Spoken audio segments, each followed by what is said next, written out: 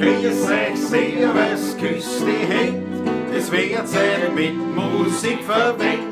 Wir spielen für euch die 16er Buben.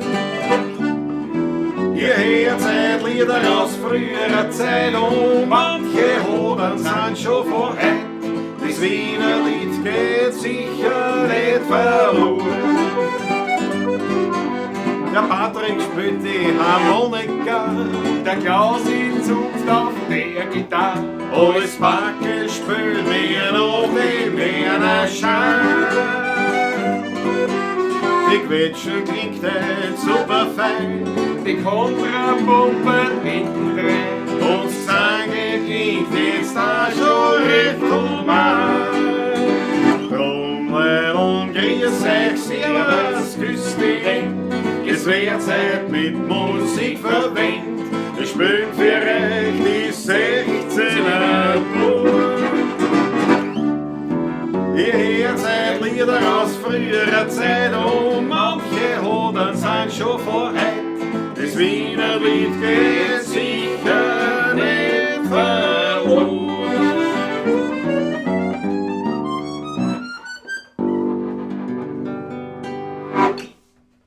Habe die Ehre, meine Lieben, grüß euch gut. Schön, dass alle da seid. Grüß euch, servus, küsst die Hände zur Pavlatschen-Nummer. 100 und... warte mal. Jetzt muss ich nachdenken. Jetzt muss ich auch nachdenken. Was heißt ich weiß. Aber ich lass die, ja? Ich weiß das sonst immer. Ja, eben. 165. Ja, schau. Mit ein bisschen Nachdenken Mit ein bisschen geht das gleich. Nachdenken geht's ja. Tadellos. 165. die Pavlatschen ist ja wieder aus Wien, Donaufeld. Ui. Keine Woche. Deswegen habe ich auch ein violettes, weil liturgisch korrekt, ein violettes Hintergrundbild genommen, nicht? Fürs Cover dieser Sendung. Beide hätten ein schwarzes Leiberl nicht Ja. ausgemacht. Na gut, ja, aber ja, stimmt eigentlich. Normal hat immer einer anders. Ja. Aber wie gesagt, ich will zumindest im Coverbild die liturgische Korrektheit haben. Also Korrektheit, aber halt K-Woche. Also für Lila. Ist nicht Austria Fanclub, sondern eben K-Woche. Nächste Woche ja Ostermontag, da haben wir dann quasi sozusagen einen Feiertag. Ein Mammutprogramm an dem Tag, ja. Ja, Ja. du? Ja, absolut. du bist da voll im Einsatz. Und ja, aber das ist nächste Woche. Jetzt sind wir mal da und ich darf mir erlauben, einmal zu begrüßen die Herrschaften, die sich im Chat schon tummeln. Begrüße natürlich alle Pavlatschisti, die nicht im Chat schreiben und zuschauen und regelmäßig zuschauen. Und auch einige davon, da muss ich jetzt auch nochmal Danke sagen, auch immer wieder mal einen Schmattes ins Kerberleine hauen. Auch hierfür herzlichen Dank und natürlich auch bei vielen Pavlatschistingers, die im Chat schreiben. Auch da sind Das einige. gehört eigentlich auf euch. Aber... Ja, was ich mache. Und das Leibende ist, wenn wir das letzte Mal das angesprochen haben mit diesen frechen 50 Euro vom ORF, es haben sich also wirklich einige von euch, und da danke ich euch wirklich besonders, haben sie gedacht, ich lasse mich nicht lumpen. Und dann haben 3, 4 haben dann gesagt, so, jetzt hau ich einen 50 Euro, weil der ORF soll sich brausen gehen, wie man so schön sagt, wir machen das. Also danke. Herzlich an die großzügigen Spender. Wir werden öfters irgendwelche Sendungen ansagen müssen, und wir sagen, jetzt stellt euch vor, die wollten uns nur 3000er zahlen. Sauerei! Und dann denen vielleicht ein paar Pavlatschis, die sagen, na, die wirklich war, die 3000er kriegt er von mir auch, nicht? Na, wenn das ein paar sagen, ne? Ja, das ist ja ein Geschäftsmodell. Das ist ein Geschäftsmodell. Ich glaube nur, dass wir da pleite gehen, bevor es aufhört. Ja, glaube ich auch. Der erste Pavlatschistinger, der heute im Chat geschrieben, der war Straßenhans. Heute wieder mal von Anfang an, und zwar wirklich von Anfang an, sogar der erste im Chat. Straßenhans, ich hoffe bei dir alles in Ordnung, du bist gesund. Pumperl rennt da rundherum, alles in Ordnung, das wäre mir Ich wichtig. muss was korrigieren. Der Matthias Mariacher war der Erste. Wirklich, weil das schau, ist Du hast schon wieder nur die, wahrscheinlich nicht alle Chats, sondern Oh ja, naja, ich habe alle Comments, ja. Alle- Aber alle was das ist die Comments. Drittsoftware, da kann sein, dass es falsch ist. okay, weil ich habe nämlich extra geschaut, ob ich alle Nachrichten oder nur Top-Nachrichten mit verstehe. Chatfilter eingestellt habe. Nein, da gibt es gar das gibt's da. Gut. Okay, Da na, habe ich alle Comments. Oder? wieder. Nix gegen Straßenarzt. Liebes Willen, Leibwand, also Leibwand. der Matthias Mariacher war der War der Erste, ja. Der Matthias Mariacher war der Erste. Ja, sozusagen. Buona notte, Pavlatschisti, liebe Grüße, Georg. Georg Scheurer, jawohl. Die Momo ist am Start, Momo eben, ganz großartig, freue mich immer, dass du dabei bist. Spaziergang, habe die Ehre, Servus Spaziergang und natürlich beste Grüße an die Frau Gemahlin, wie sie es gehört. Im Landtag Strömer Markus, jawohl. Ohne dich keine Pavlatschen, das ist einmal ganz klar. Genauso wie beim Werner Wichtig, dann natürlich auch Wolfgang Kruhetzger ist da. Von Anfang an dabei. Grüß euch alle zusammen. Vom Wolfgang Kruhetzger habe ich heute auch ein Video. Habe ich heute zum Mittag haben wir das bekommen? Der Wolfgang hat also der Patrick hat mir gleich das weitergeschickt und gesagt, schau, pass auf, gell, da Ich ist habe ein mich Video jetzt gekommen. zurückgeschrieben. Aber mir hat ja auch der Wolfgang ein WhatsApp geschickt, wo er geschrieben hat, ich habe da eine E-Mail geschickt. Als ins Büro kam, nämlich. Ja. Gescheit gemacht. Wolfgang sehr gescheit gemacht, aber tatsächlich hat es funktioniert. Das Büro die hat Assistenz hat reagiert. Schau, der Michael Unger hätte wieder einen Schücher. Ja, Michael Unger im Schücher, ja. Michael Unger hat sich ja geoutet als Brettl-Spitzen-Fan. War der Michael Unger? Ja. Und dem können wir die Frohbotschaft überbringen, dass wir Inoffiziell Voraussicht noch, nach. Achso, Aber offiziell ist noch nichts. Aber es ist in Planung, dass wir nächstes Jahr wieder bei den Brettspitzen dabei sind. gut, das Leibwand, das ist noch gar nicht ausgestrahlt worden, gell, jetzt die jetzige. Ja, Wer weiß, wie die Leute reagieren. Die Leute reagieren drauf. Ja. Aber nein, also es schaut sehr gut aus, dass wir nächstes Jahr wieder dabei sind, was eigentlich eine besonders große Freude ist. Absolut, ja. Bis dahin können wir Bier trinken, üben. Üben. Nein, das machen wir dann in München. Das machen wir natürlich wieder. Einmal im Jahr trinken wir Bier, das ist eine Woche in München. Ja. Alexander Hauser ist am Start. Jawohl, Alexander Hauser, da werden wir gleich aktiv werden bezüglich Wein, aber ich mache das geschwind am Durchgang. Natürlich. Fritz am Startguss, absolut wichtigstes Grundlagenmöbelstück in der Pavlatschisterie. Ein Fan der ersten Stunde, kann man sagen. Ja, wirklich wahr. Absolut, ja. Ciao, Walter Nagel. Der Walter Nagel ist am Start, das ist wild. Großartiger Kollege, wunderbarer Gitarrist, Musiker, Ukulele-Spieler, Kontragitarrenspieler. Und ein Kirchner, also Ja. Natspracher, nicht? Oder Luerspracher, nein, ich glaube Natspracher. Natspracher, ja. Und ich meine, das ist ja quasi meine familiäre Heimat sozusagen. Das war, und wir sehen einander, ich glaube am 23. April ist das mit lustigen Hermann. Also irgendwo da, ja. Und da sehen wir uns ja auch. Freue mich schon wahnsinnig drauf. Musikraum ist da, jawohl, Musikraum auch ein großzügiger Pavlatschist. Musikraum, da ist immer das meistens dabei sogar. Absolut. Martin Rexes. Jawohl. Das ist ja so Oberösterreich, jawohl, Martin Rexes. Vergiss bitte der Quetschen nicht wieder bei einem Wirten, wie das letzte Mal. Ich glitsche diese Bubble ist am Start, jawohl. Super. Marinus Herzl, Daniela Schlögel, die Brentschi besser, die Pavlatschiste ist da. Tolle Gedanke mit dem liturgischen Kontext. Gell, Marinus? Gell? Nein, das ist ja, man hat ja christliche Wurzeln. Ja, das ist so, absolut. Ja? Und ich meine, Ostern ist mehr als Eierbecken. Ja, wobei es gehört auch dazu. Keine Ahnung, also, unbedingt, ne? Aber natürlich, ja, man muss das schon. Freut mich, dass dir das gefällt. Schon der Maike. Der Maike ist da hoffentlich mit Justine. Beste Grüße in die Steiermark zu euch zwei. Florian Lukesch, jawohl. Allmeistaff, Matthias Mariacher, Trittsoftware. Ja, die Trittsoftware. Die tritt nur eine. Manchmal gibt es mir auch Tritt. Nicht? Wo ist die Third Party? Das ist ein Wahnsinn. Jawohl, Franz M. Ja, ist am Start. Bussel an Isabella. Natürlich. Unbedingt. Ja, Jesus, die Frau vom Spaziergang hat Covid.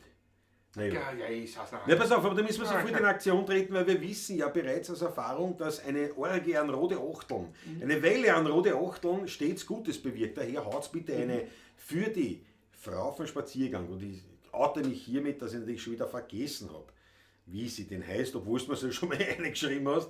Aber auf jeden Fall an die Frau Spaziergang, die jetzt da unter Covid leidet, das ist außerdem. Sie leitet die Covid. Sie leitet den Covid aus, genau. Haut eine bitte eine organrote Achtel Hupf und weg. zu einer raschen Genesung. Ich danke euch. Ja. Der Allmeistaff. Alles Gute überstand letzte Woche. Danke nochmal für eure motivierenden Worte letzte Woche. Das freut mich besonders. Jawohl. Die mit den Augen war das, Ja. gell? Aber was war denn? Das haben wir gar nicht gesagt, Das haben wir gar nicht besprochen. Aber irgendwas. Das ist ja wurscht. Auf jeden Fall mit den Augen und es ist gut gegangen. Und schon das, die roten Achteln kommen jawohl. in rauer Menge. Jawohl. Aber das gefällt mich. Das gefällt mir Allmeistaff, das gefällt mich, da werden wir dann gleich auf den Schluck trinken. So, ja, Ackerl ist schon da, jawohl, Gott sei Dank, Christoph Acker. Christoph Radau, ganz wichtig. Die Mege fehlt noch, die kommt oft ein bisschen später. Schau, die Original-Vollgas-Musikanten. Jawohl, grüß euch. Andi, meldet sich zum Dienst, sehr anständig. Brav. Ganz leibend. Sehr brav. Also, löblich, muss ich sagen. Schau, die roten Achteln. Also, ja, also Spaziergang, da wird's sehr schnell gesunken. Ganz leibend. Und ich würde sagen, du greifst zum zur Kamera. Jawohl, ich greife. Sofort umstellen auf Patrick. Kamerakind Patrick. Jawohl, ich mach mich auf den Weg, mein Lieber. Jetzt geht nicht. Jetzt geht's. Mach mich auf den Weg zum Weilkühlschrank. Ja, da mach nicht. Füllt mir da die ganzen. Ja, stehst du. Das ist ja alles noch sehr eng. Seht ihr das? Was heißt sehr eng? Du hast das da hingestellt, dass du halt drüber stolperst. Naja, du musst dich halt zusammenreißen. Ja, jawohl. Jawohl. Ich glaube, so sind wir richtig. Ja. Steiler die Kamera, steiler bitte zum Boden. Ja, sehr gut. Die wird schon laut, ja, die wird schon laut, die Lot. Das ist ein Trauerspiel. Wir brauchen wieder Weinsponsoren. Ausrufung auf Weinsponsoren. Einmalig. Jawohl, da sitzt er. Ich finde das, also ganz ehrlich, ich finde das doch die innovativst geilste Idee. Die größte Idee ist, man sieht nämlich nichts aus Kameramauer. Das ist der Nachteil. Und war das Ganze noch viel besser. Aber du hast ja mich, der dich professionell dirigiert. Ja. Nicht, was der Geviere raus, zurück. So, was haben wir da? Wieninger gemischter Satz, Grinzing, DAC. 2021er. Was insofern ja auch lustig ist, weil der Wieninger ja eigentlich ein Winzer ist aus Stammersdorf. Steht da drauf, Erzeugerabfüllung Weingut, Wieninger, Stammersdorf. Genau. Ja. Und vor einigen Jahren, schon eine Zeit her jetzt da, war der Wieninger, glaube ich, der erste von herüben, drüber der Donau, der dann am Nussberg, also im 19. dann Weingärten gekauft hat. Weingärten gekauft hat. War einer der ersten. Ist aber eigentlich ein hiesiger, sozusagen, also wo wir jetzt da sind, ein Stückchen weiter. Kein Glas umschmeißen, aufpassen, Spaziergang, sagt das ist schon lang her wieder. Ja. Schau, die Mege ist schon da. Mege ist wieder da, wieder ein bisschen länger gearbeitet. Aber brav, dass du da bist. Mege, wir freuen uns. Es ist schon nach dir gefragt worden. Da ist sie ja, die Mege, Christopher da, jawohl. Kamerakind Patrick, 1, 2 oder 3, welcher Wein ist heute dabei? Ja. Schau, meine Frau lässt sich bedanken. Spaziergang, jawohl. Schöne Etikett auch, muss ich sagen, ja. Absolut, wirklich schön. Mit dem Riesenrad drauf. Ja, das gefällt mir, weil es ist nicht so übertrieben modern und nein, hat was. Wiener gemischter Satz, traditionell, klassisch. Dass der Fritz gute Weine macht, weiß ich. Absolut, naja, Weltklasse Weine. Zum Wohle. Prost auf euch. Ja, duftet sehr zitronig.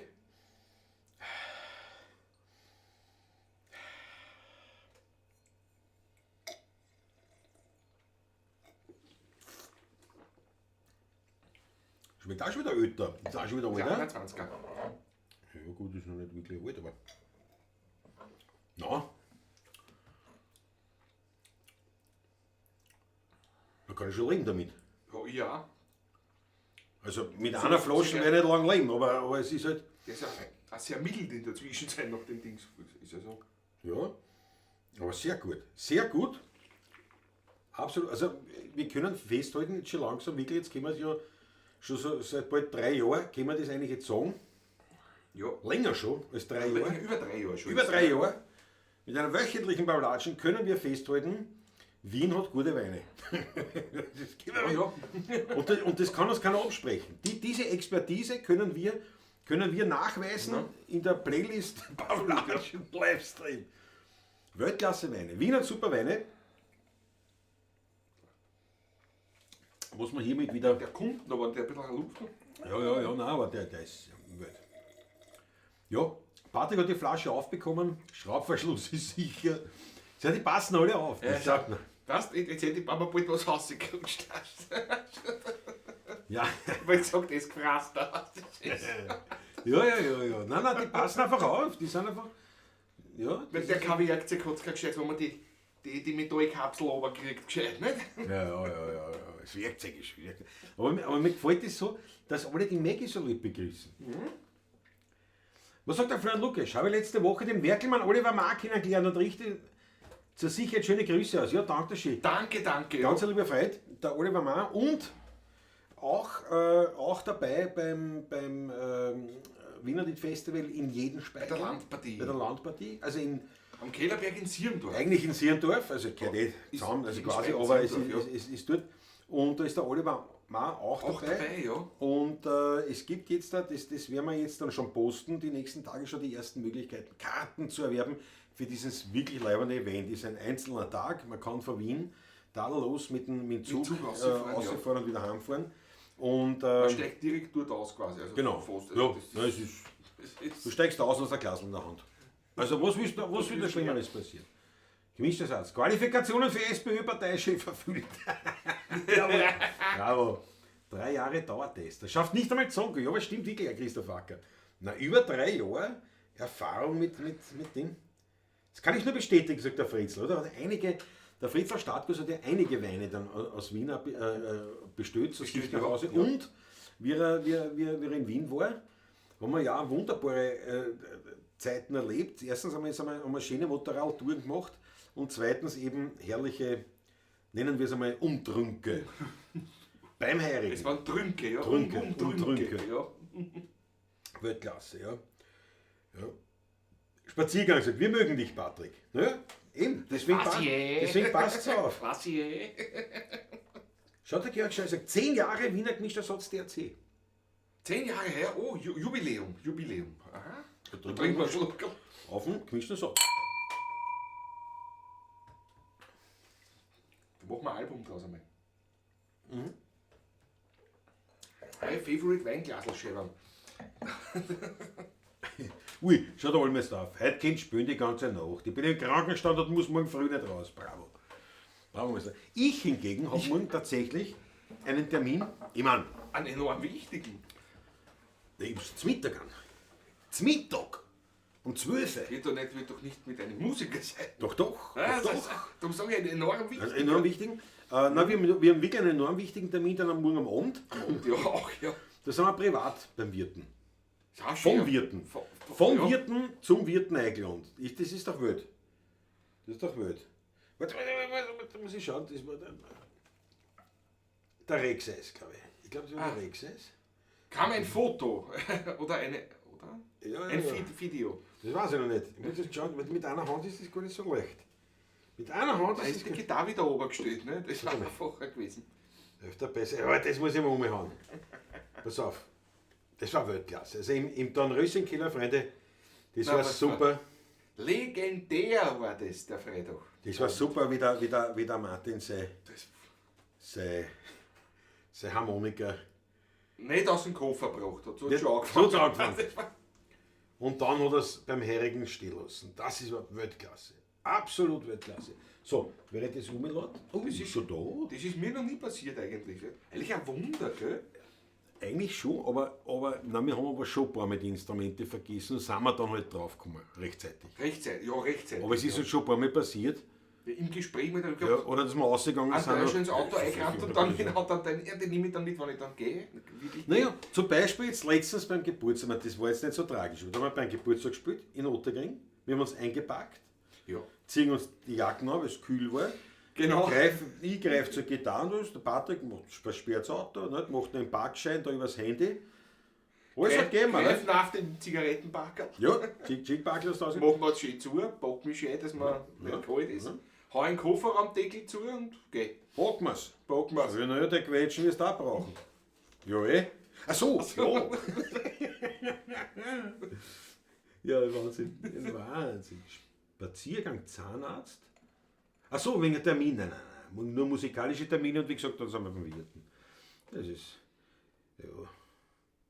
Jawohl, dem. Die werden am Nachmittag beim Onkel Ottmar schon 1 oder 2 Bierchen genießen wahrscheinlich. Wichtig kenne. Schau, du kennst den Onkel Otti nicht. Naja. Das soll auch werden. Will ich sagen. Das ist jetzt so. Oder ein Butellerl auf die Schnelle zu zweit. Da werden wir wieder auf dich aufpassen müssen, ne? Nein, braucht sie nicht. Schau, der Franz, ihr seid heuer gar nicht am Fastenmarkt im Kalvarienberg. Die Temperaturen wären danach, ja, das stimmt. Ja. Na, wir sind nicht angefragt worden heuer. Nein. Ich weiß nicht, war eine Bühne überhaupt? War überhaupt eine Bühne? Ich habe keine Ahnung. Patrick, Christoph Acker Travelvlog. In einer Köllergasse sitze ich ganz verlassen. 5 €. Na, dann müssen wir das jetzt spielen, aber ob ich das noch zusammenbringe. Schau, Franz Brandwein ist dabei.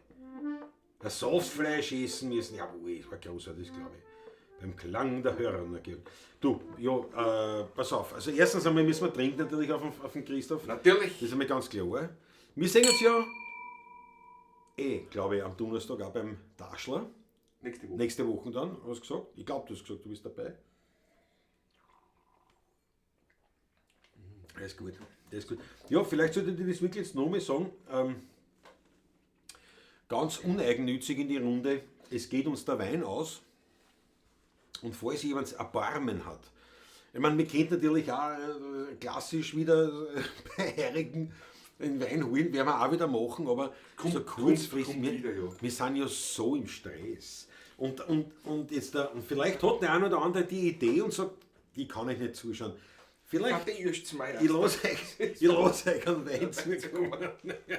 Weißt, wir sind schon so weit, dass wir nicht mehr am Geld betteln. Ja, wir betteln schon Naturalien. Schickt uns einen Wein und ein Gesöcht. Also, wollte ich bitte, alles nur kein Gesöcht. Wollte ich nicht sagen. Nicht, weil ich es nicht gern habe, aber ich also, jetzt hast du aber genug, ja? Na gut, passt auf. Jetzt muss ich mal kurz einen Dusch. Patrick, spiel mal einen Dusch in G.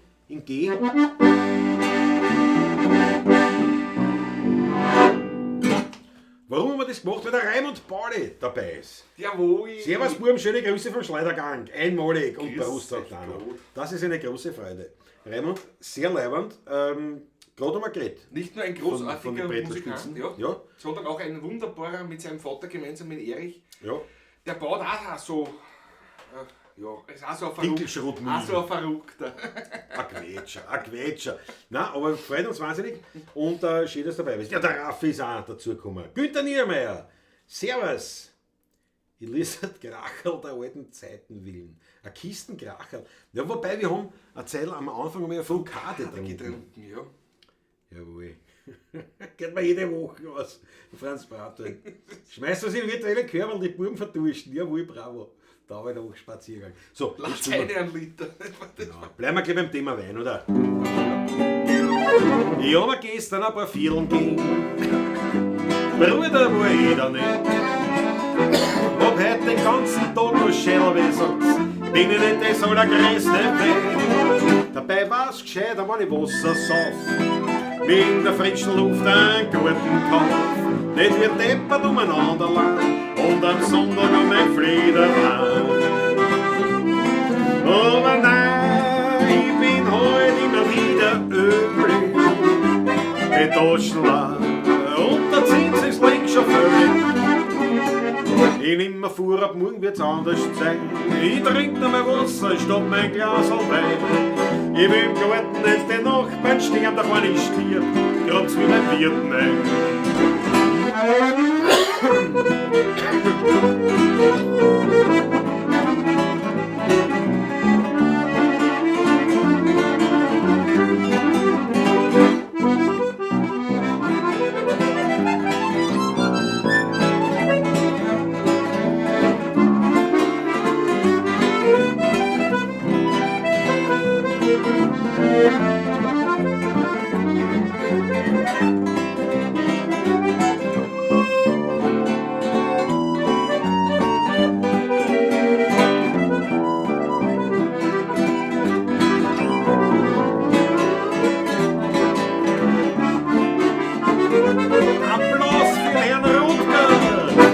Gestern aber vielen ging.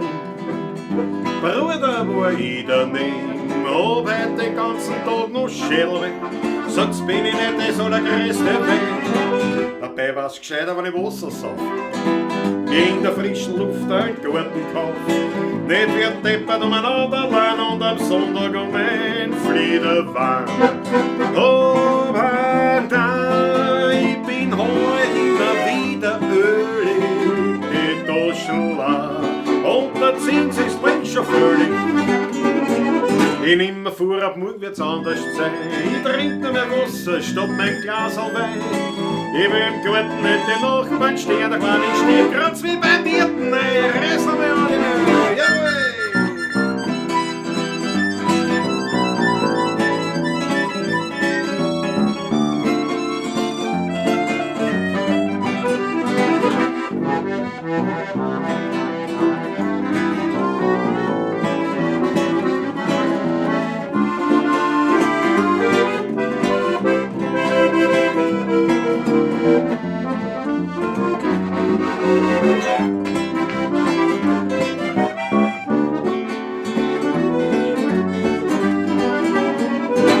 davor, ab morgen wird's anders sein.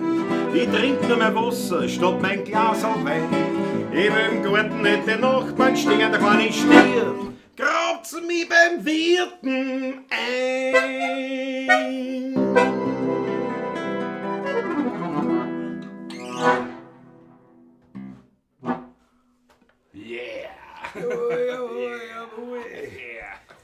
Hast du die Köllergasse, wie es mir ist das nicht?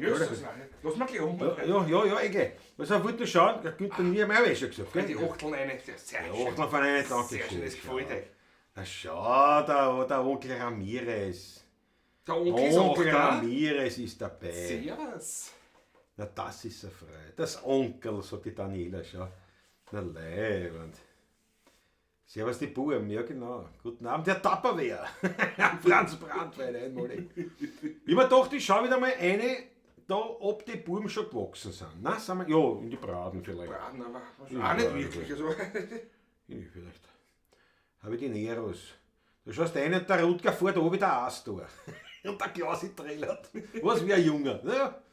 Weltklasse, so Günther Niedermeyer, danke schön. Leider das Solo einfach so aus dem Handgelenk geschüttelt, bin gerührt. Walter Nagel. Walter, danke dir. Danke. Der Raimund Paulischer hat noch gar nicht gewusst, Frechheit dass der Pantonion so viel Knepp hat. Respekt. Doch, dass er Pantonion sagt. Ja.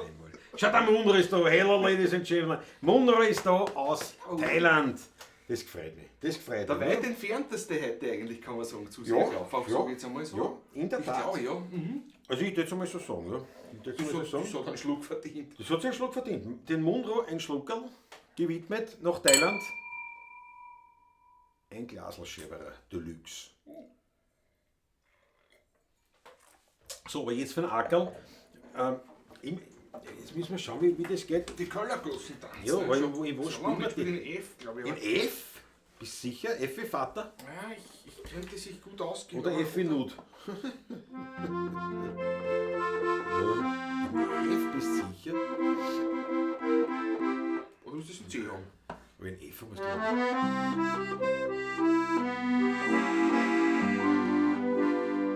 In der Köllergassen sitz ich ganz verlassen auf ein starren Ossen und ich warm. Sag mir, du mein Steidel, du mein liebes Freudel, das kommt nur vom Weidel ganz allein. Na, das kommt vom Herzen, von den Liebesschmerzen, wie immer.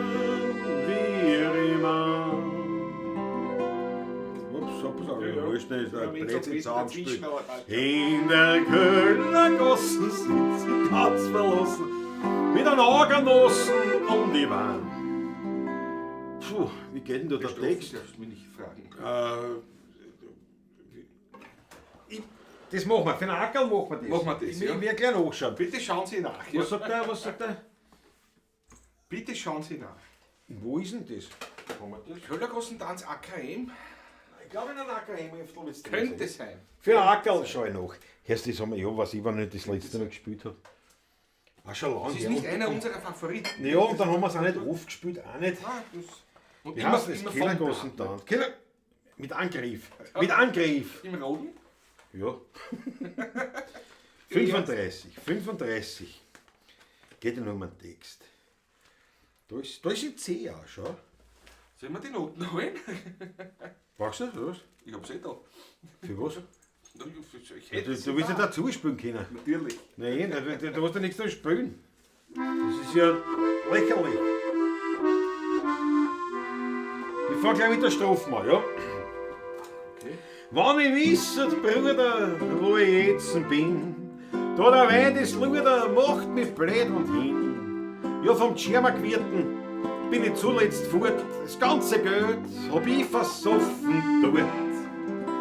In der Kölnergassen, ich kann's gar nicht fassen, sind sie ganz verlassen auf ein Stein. So glaubst denn du, mein Steidel, du mein liebes Freudel, das kommt nur vom Weidel ganz allein. Ah, das kommt vom Herzen, von den Liebesschmerzen, wie immer, ja, wie immer. In der Kölnergassen Gossen sitzt sie ganz verlassen, mit einem Organossen und ich wein. Und ich serviere Trutscher und sollt es alle hören, alle sagt es Flutscherl, keine hat an gern. Aber von der einen, da hätte ich mir das niemals denkt, dass grad diese an einen anderen hängt. In der Kellergassen, ich kann's gar nicht fassen, sitz ich ganz verlassen auf ein Stein. Ich hab's den dummen Ständel, du mein liebes Freundel, das kommt nur vom Weidel ganz allein. Nein, nein, das kommt vom Herzen, von den lieben Schmerzen, wie immer, ja, wie immer.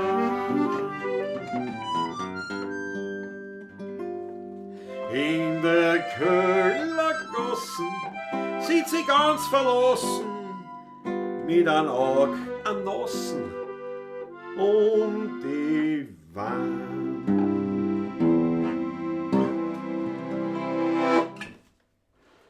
Ja, besser als vorher. Oh ja, schon, ne? Ja. Schon so lange nicht gespielt, dass ich gar nicht gewusst habe, mehr gescheit, wie das überhaupt geht. Ja, ist das noch. Was ist jetzt? Bei mir hat sich irgendwas aufgehört. Die Leute, die kommen schon durch gewisse Strophen zusammen. Nicht? Also, Onkel Ramirez zum Beispiel hat schon. Hab ich einen fahren lassen. Das war gut. Das ist nicht schlecht, das ist nicht schlecht. Das war gut. In der Kellergassen hab ich fahren lassen. Jetzt der Riesling von der Domäne Wachau ist gar nicht schlecht. Na, das glaube ich auch. Jawohl. Ja genau, aber der Schneid, ja das war, weil wenn der Schneid vorbeischaut jetzt sowieso wie einmal, wo ist er denn jetzt? In Chile, Argentinien? In Chile, nein, was weiß ich, ist er nicht schon weiter wieder? Weiß ich nicht. Keine Ahnung, wo er jetzt ist. Ich habe den Überblick verloren. Aber da müsste man schauen im Google, nicht, wie weit jetzt der Thailand weg ist und wie weit Südamerika ist. Ja, genau. Ja, da muss man dann natürlich, agieren. Da muss man agieren. Der Schluckerl nicht mehr. Immer Schluckerl, nicht mehr.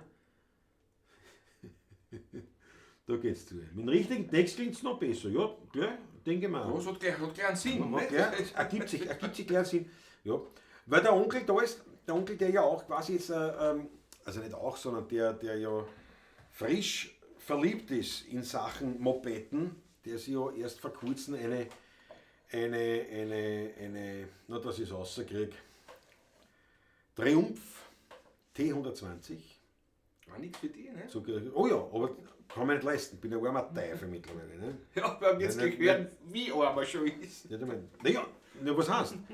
Aber auch ich habe heute eine Probefahrt gemacht. Mit einer Mördermaschine. 125 Kubik. Solche Rauen. Keine 10 PS. War Weltklasse. Eine Honda Monkey. Ja, und die wird's werden. Allerdings kaufe ich sie mir nicht quasi so in dem Sinn, sondern meine rote Miezi, die Honda CB 500X, die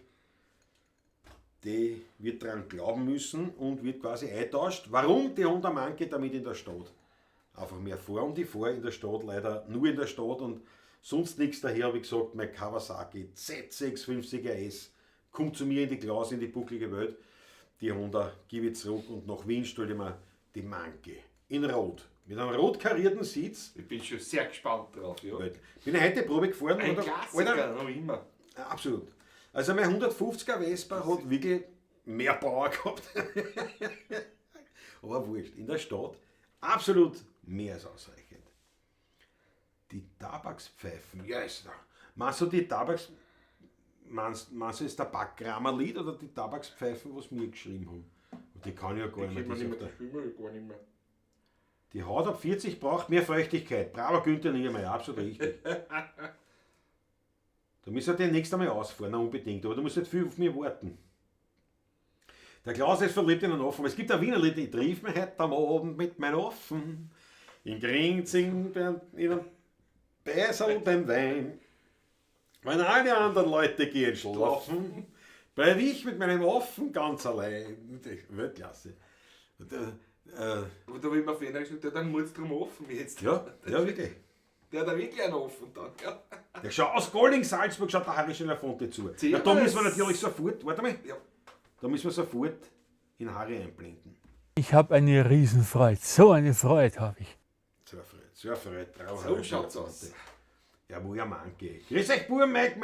Grüß dich Gott. Servus. Willkommen im Club der 125 Jahre. Franz, ich habe lange gerungen, wenn man doch jetzt hast du einen Motorradschein und dann kaufst du einen 125er, das ist wirklich erbärmlich, aber also 250er, 300er war einfach, wurscht was, jetzt preislich nicht drinnen, ich habe jetzt einfach kein Geld. Und die Manke geht sich aus mit der CB500, wenn ich die zurückgebe, das geht sich aus. Dass es quasi ein Tausch wird. Und in der Stadt ist es halt gescheiter. Was soll man machen? Ist die wahrscheinlich gescheiter als die 300er, weil die ja schon wieder gewicht. Auf jeden Fall. Auf jeden Fall. Und auf der Manke kann ich die Kontra-Gitarre mitnehmen, weil es hinten der Sitz aus ist. Da hängt die Gitarre schon. Na, Weltklasse. Wird absolut leibend. Und, aufpassen, dass nicht am Raffenstreifen. Da ist ja ein Blech dazwischen. Das ist ein Blech, da ist ein Schein, das ist ein Licht. Das geht schon weit ab bis zum Radio. Die Notbremse, muss nicht zurückladen. Wahnsinn. Ja, auf das Klo geht, weil dann darf man wieder Patrick schönes Solo spielen hören. Ja, Raffi muss aber noch nicht aufs Klo, aber ich druck auch. Die Tabakspfeife, der Tabakrammerlied, ja genau. Viele Manke stehen nicht vor der kalten Kugel. Ja, meine wird auch nicht oft dort stehen, weil da brauche ich schon Zeit hin. Du bist mit der Cover hinfahren. Ich habe heute, ja, wie gesagt, die kommt ja dann auf die Manke. Auf die Manke. Jawohl.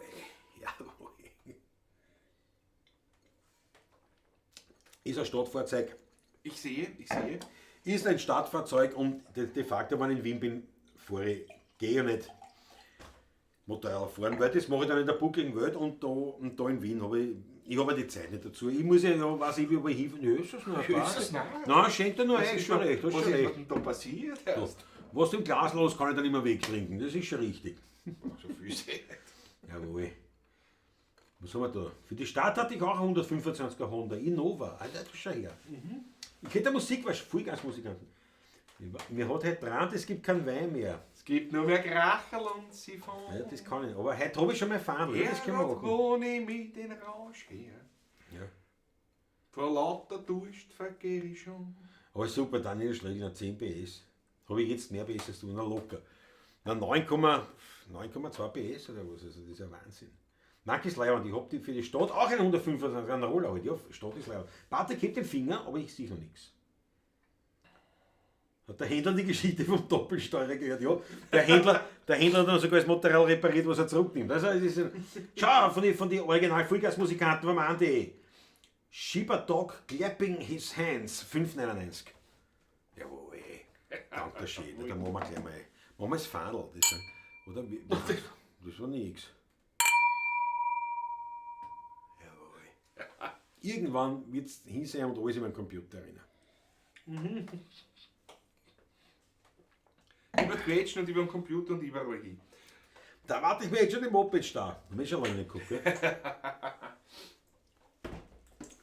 Was kriegst du denn für die 500er? Naja, was die Marke wert ist. Das, was die neue Marke kostet. 4,5.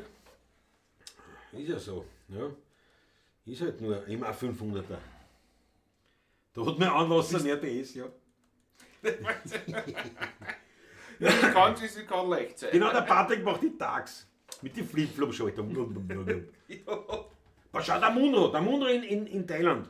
Ich habe eine Honda Wave mit über 100.000 Kilometer. Gleicher Motor wie die Manke, ja genau. Na, leibend. Das schaut nicht alle Schlüssel mehr. Blunz hat 172 Kilo und die Manke hat 100 Kilo. Voll dankt. Ja, die Sticker sind immer super. Und das ist ja so, Andi, wenn ich da in dieser Software, wo ich da bin, wenn eben dann so ein Ding ist, dann kriege ich nicht das Büdel, sondern ich kriege nur die Beschreibung von dem Bild. Das ist mal Weltklasse. Und eben deiner war Shibba Dog clapping his hands. Das ist Weltklasse. Geht aber einfach so ein Schmattes. Na super, wir freuen uns sehr. So. Was war jetzt da? Heute habe ich schon. Achso, wie sagt man. Was haben wir noch gehabt? Die Tabakspfeifen. Das ist Tabakkrammeliert, ne? Tabakkrammeliert, ja. Und dann, heute habe ich schon mein Fadel im Vollgas. Der Moped da. Heute habe ich schon mein Fadel, fangen wir an, das ist in G. Ja, da machen wir dann den Moped da weiter. Der ist auch in G. Ja. Und fangen wir dann zuerst an mit dem Pfeifenkrammeliert an. Also, aber mit Pfeifen kann man nicht auch. Ja, das ist quasi, die anderen passen dann eher zusammen. Okay, ja. Ich bin im Anschlag. F-Dur, ja. G-Moll fängt es an. Muss ich was machen? Oder? G-Moll fängt es an. Nein, ich fange an. Sag mal, was du G-Moll anfängt. Ich verstehe G-Moll, aber es ist ein F-Dur. Genau. Der bringt mich nicht durcheinander, ne?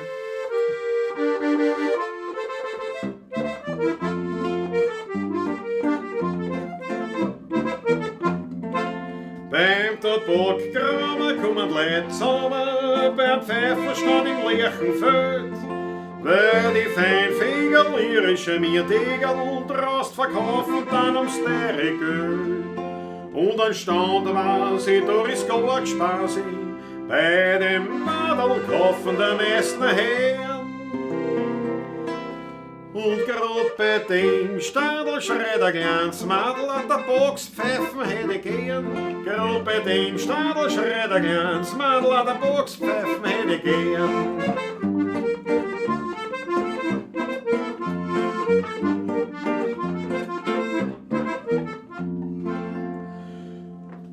Und der Wohnbauer und der Brotbeschauer gingen neulich bei einem Stand vorbei. Die zwei haben keine gute Verstanden, singst, das war eine rechte Fretterei. Und der Wohnbauer macht einen Zuschauer, wie er mit seinem Feuerzeug umspringt. Da ist der Staatsbruch, der uns Knochen an der Boxfeier zusammenbringt. Da ist der Staatsbruch, der uns Knochen an der Boxfeier zusammenbringt.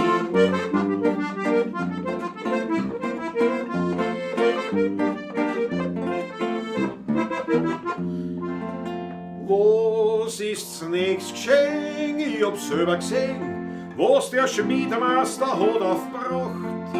Der hat haben wollen, dass die Schmied gesehen, nicht der Backracher bei der Nacht. Und die Schmiedshalle hat sein Gesöhneli in der Kohlenkammer gleich entdeckt. Da hat der kleine Fell sein der Boxbeidel in der Kohlenpuppen drin versteckt. Da hat der kleine Fell sein der Boxbeidel in der Kohlenpuppen drin versteckt. Hey!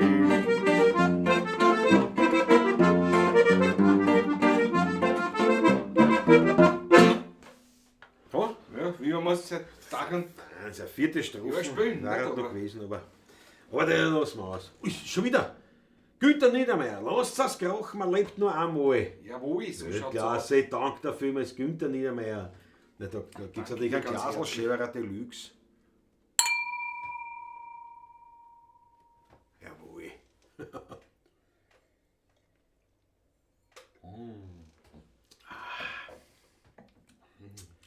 Hab das Schnauferl vor der zweiten Strophe zum Text gehört? Naja, immer. Was der Franz Martin, ja, um das Geld kaufe ich mir, ja, aber die Manke kostet 4,5, 4,2, 4,3. Die Manke ist teuer. Aber auch die ganzen Roller, die kosten so alle 4, 4,5. Davon sind wir immer 125er Vespa anschauen. Ja, die kostet ein bisschen mehr. Kostet noch mehr, Die ne? kostet ein paar Hunderter mehr, 2, 3, 400er mehr, glaube ich. Und die Marke Der ist natürlich Mesker schon noch. cool. Nicht nach cool, wie vor. verzeih. Cool, verzeih. Und für die kurzen Haxen, was der Klaus hat, ne, muss ich sagen, ist gut geeignet. Der Weltklasse, Ja, na wirklich. die fliegt immer um. Ne? Das ist- Ja, um Ja, Weltklasse. Absolut leichter. Leibender. Ja. Schau der Iglici Dissebals. Wer ist denn der Bursche mit der Riesenfreude? Ich will mir denken, das war der Ex-Bundeskanzler wahrscheinlich, Sebastian Kurz. Warte, blenden wir gleich. Ich habe eine Riesenfreude. So eine Freude habe ich. Jawohl. Das, mein lieber Iglici Dissebals, ist nicht etwa ein Politiker. Nein. Ein Politiker hätte bei uns wahrscheinlich nicht den Einzug gehalten in ein Video. Nein, es ist unser Harry Schneller Fonte. Das ist ausgeschnitten aus den Grußworten zu unserer 100. Sendung. ja. Zur 100. Pavlatschen, da haben wir unsere Pavlatschisti gebeten, dass sie Grußworte bringen. Da haben wir einige ganz leibende Videos gemacht. Das hat uns echt taugt.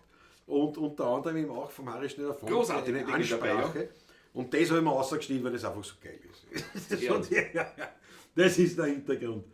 Das ist der Hintergrund. So, wo sind wir jetzt da? Weiterspielen sollten wir eigentlich. Ja, ey, warte, ich muss jetzt mal schauen, natürlich. Ja, wir hätten hätten gar nicht abbrechen sollen eigentlich. Nicht? Na schau, ich freue mich, ich muss den Manfred Graf begrüßen. Nicht? Ist er da? Manfredo! Manfred! Die Bubenschaft in Höchstform. Chapeau, die Herren. Dankeschön, Onkel. In Wien am Donnerstag, Megi. Jetzt kommst du schon? Na, nächste Woche, oder? Die Manke ist voll geil. Ja, Nächste Woche sehen wir uns ja beim Taschler. Richtig. Genau, die Wochen drauf, nächste Woche. Ne? Ja, aber weil der Christoph Acker sagt, die Brixton ist ein bisschen billig. Na, es gibt viel billigere.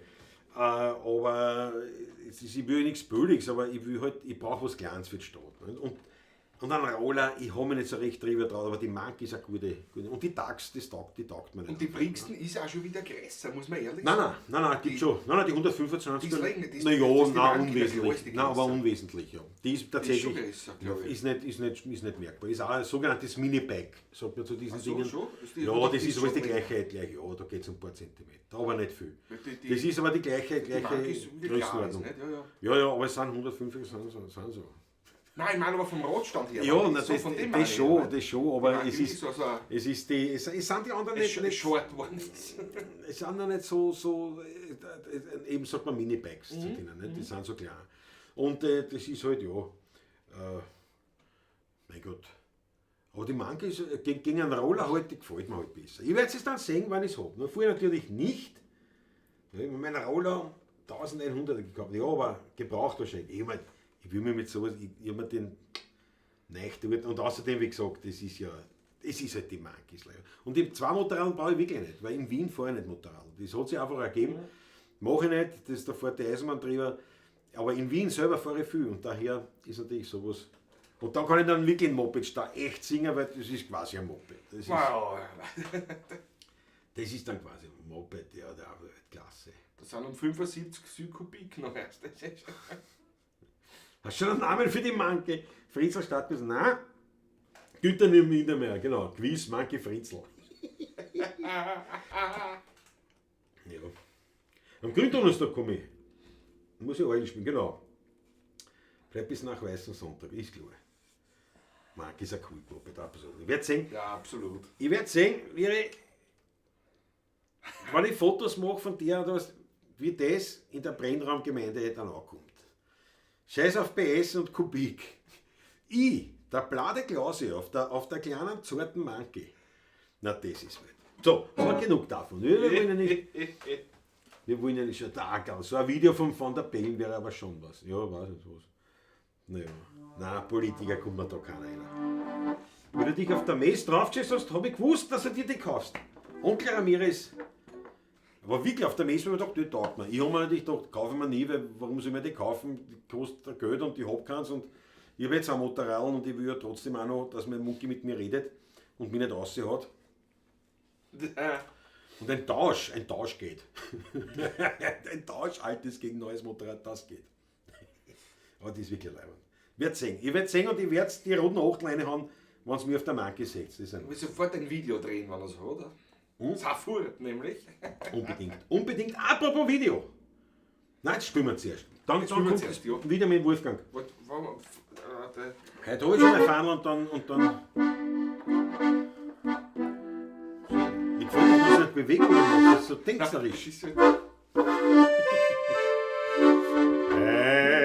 habe ich schon mal fahren. Ist mir alles eins. Da hat's mein letztes Grau und spielt's mir halbe Tanz. Heute hab ich schon mal fahren. Ist mir alles eins. Da hat's mein letztes Grau und spielt's mir halbe Tanz. In unserem Haus, da wohnen lauter fesche Puppen, auf der Minenstraßen Nummer 104. Ich brauch nur Rahmen mit der Moped hupen. Schon sind die Puppen wie die Wüten vor der Tür. Ich bin der größte Moped-Star, das war ein Pech, wenn ich nicht war. Ich hab eine nagelneue, weiß lackierte Pony, Manke, mit der werde ich jetzt nicht sagen, was ich kann. Ich Ich hab ein Pony, ganz eine Nähe, das Betoni. Komm, schwing die auf, die Puppe, jetzt geben wir's an. Nur streck die Füße nicht gar so aus, sonst kommen wir nicht ums 12 Haus. Erst kommt der erste Gang, der hat einen gesunden Klang. Weil meinen Auspuff hab ich längst schon abmontiert. Ja, wegen der Reinigung und der Beschleunigung. Und wenn man's Auspuff Relais so leicht verliert. Schon bei der ersten Kurve steht ein Zeitungsstandel. Da bin ich mit einem 20er Tempo reinbraust. Der Zeitungsstandler, der schaut rein wie der Vernandel. Dabei bin ich schon wieder hinten rausgesaust. Und meine Puppe hinter mir, die hat im Ausschnitt einen Kurier. Die nächste Kurve ist dort vorne bei uns am Becken. In der Beckenkurve bin ich nicht zum Schlagen. Das muss man sehen, wie ich mich um mit Raumdecken. Dabei ist mir mein Puppen hinten runtergeflogen. Zuerst hat's auch sie nicht halten wollen, jetzt hat sie gekuschelt, ganz verschwollen. Jetzt kommt der zweite Gang und dann der dritte Gang. Wenn ich den einen kick, das hört man weit und breit. Drum schalte ich gerne um fürs vierte Publikum, damit dem Wirbel und die Leute Bozen frei. Ich fahr super fort mit meiner Schlurfrakete. Sogar ein Wachmann hat der Luftdruck um die Erde. Mit der Mann. Dann kommt der Wand, das Scheibezahn, der hat ein Leiten. Jetzt ist mir vor der Radl hin, die fahr verkehrt. Und beim Portal von unserem Beckrang das Stirnglan der Weg. Jetzt kommt vom zweiten Stock ein emaillierter Kiwi. Den haben's von oben voller Wasser runtergeschickt. Der Kiwi fällt mir auf die Bier, die hab einen Tewe. Jetzt nimmt's den Kiwi weg, da sieht man nix damit. Jetzt rutscht der Rabe bis zum Hals, dann ihre Schäbern. Das war alles, und wie ich aufgewacht bin, in ein Spitalsbett drin, hat mir die Schwester grad einen Haferschleim serviert. Ich war im Krankenstand und in der Gipsverband. Ich frag sofort nach meiner Bonne, wer was weiß ja den Belone. Meine Hände können auch sein, und das Moped muss noch da sein. Meine Krankenhaxen können auch sein, und die Kraxen müssen da sein. Hoffentlich ist an meiner Bonne nichts passiert.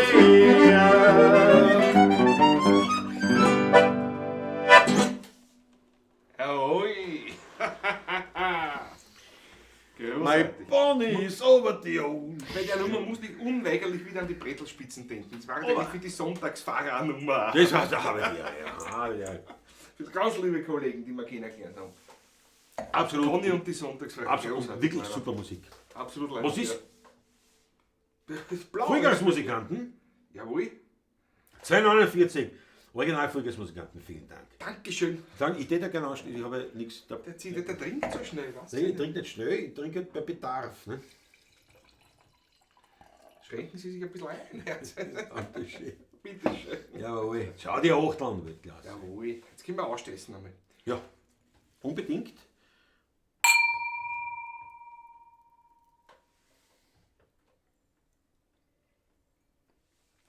Danke dafür.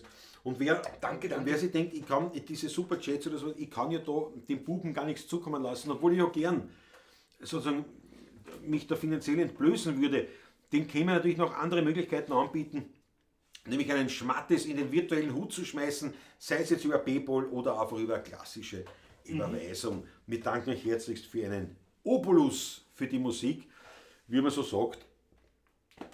Ja, mehr gibt es da eigentlich nicht zum Sagen. Die Infos stehen natürlich Dankeschön. auch in der Videobeschreibung unten, also nicht nur da eingeblendet. Ich danke euch schön für euren Tipp. Und wie gesagt, der Weinkeller leert sich. Ja, der Wein, der ist schon leer Das quasi. ist jetzt ein Wahnsinn. Ein Flascherl haben wir noch für dich. Furchtbar, hör auf, hör auf. Christian Brechtl, servus, grüß dich. Lässige Nummer. Kannte nur vom Uli bis jetzt, ja. Jawohl. Ursprünglich ja von Piran und Knapp. Die ersten Rapper der Welt, sage ich Kann man immer. sagen. Ja. Auf der Marke ist wieder mit Gleichgewicht, ja. Ja. Geht der Franz Brandner klar. Für 4.500 sitzt auf einer 100.000, 1400 AGSX, ja. Oder einer Hayabusa, ja. Nein, aber wie gesagt, das ist halt. Ich bin 20 Jahre lang mit einem alten Vespa-Roller gefahren und habe wirklich. Ich will eine Maschine haben, die funktioniert. Und die Werkstatt stelle und danke für die Mitarbeit. Und daher, nachdem es ausgeht, wenn ich das Geld nicht hätte, hätte ich es nicht. Also dann müsste man entweder gebraucht oder, in dem Fall habe ich das Geld nicht, sondern die Maschine und die brauche ich dann nicht mehr, weil eine reicht ja, eine ordentliche Maschine und die steht ihm dann in der buckligen Welt und die andere, ja. Wie du gesehen hast, die Cover steht ja momentan eigentlich in Wien, also seit einem Jahr, ne? Naja, ja. Und sie steht eigentlich. Sie steht nicht, ich fahre schon, aber ich fahre nur in Wien, ich fahre nur in der Stadt. Wie viele Kilometer in einer? Die wird ja nicht artgerecht gehalten. Richtig. Das ist schade. Ich komme über die zweite gar nicht raus. Da, ne? Ja. Ich habe mir ursprünglich gedacht, dass ich halt von da dann auch Tagesausfahrt machen kann. Ja. Vergiss es, mache ich nicht. Wir haben ja was anderes zu tun auch noch und ich brauche von da weg, ich sage jetzt mal mindestens eine Dreiviertelstunde, bis ich irgendwo bin, wo ich Motorrad fahren kann. Eine Dreiviertelstunde hin, jetzt sagen sie schon 1,5 Stunden. Also eine halbe Stunde brauchst du auf jeden Fall keinen Verkehr. Mindestens. Du bist im Wienerwald schon draußen, nicht? Das ist eine halbe Stunde. Ja, in einer halben Stunde bin ich drüben. Aber noch nicht draußen. Dreiviertelstunde. Eine halbe Stunde geht es ja nicht aus. Ne? Stimmt, ja. Und daher, das ist halt sinnlos. Ne? Und aber in der Stadt fahre ich viel. Und für die Stadt ist wiederum ein 6,50er. Ist wirklich schade drum. Ne? Und deswegen. So, aber jetzt genug über Motorrad, weil sonst natürlich. Ja, sonst. Jawohl. Wo bist du da ohne Helm? Ja, du, aber Christoph Hack, das war für mich jetzt immer leibend, weil ich weiß nicht, wann ich das letzte Mal den ohne Helm gesungen habe. Das ist direkt leibend ohne Helm singen. Ja, aber der hört sich auch gegenseitig so. So, warte mal, mega gepampert bin. Also ab diesem Donnerstag bis 18.19 Uhr in Wien. 18. ist mein Geburtstag. 18. April habe ich Geburtstag. Das sage ich jetzt, weil mir gesagt 18. weiß ich, da fährt das Auto um 7.30 Uhr zum Service. Ja, schön. Und um 7.30 Uhr kommt der Raubverkehr, habe ich heute bemerkt. Ne? Na, schau. Ich will den Raubverkehr mal anrufen, das ist eine Stunde später gekommen. Rührst du mal aus, als kannst du wieder scheißen gehen. Nein, wir kennen uns sehr gut.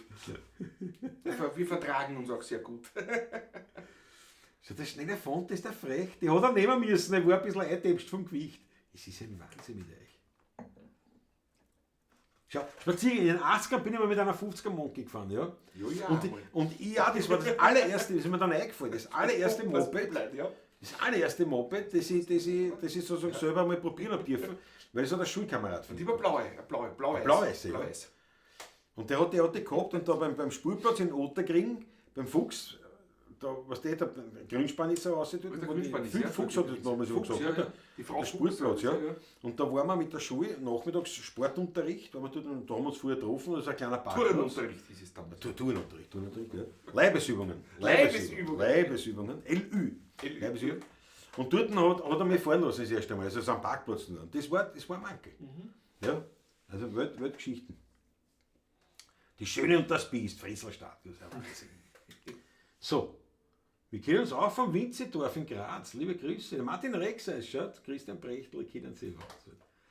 Manche hat Beleuchtung auf Knopfdruck, dass man sie am Parkplatz findet. Wahrscheinlich wichtigstes Kaufargument.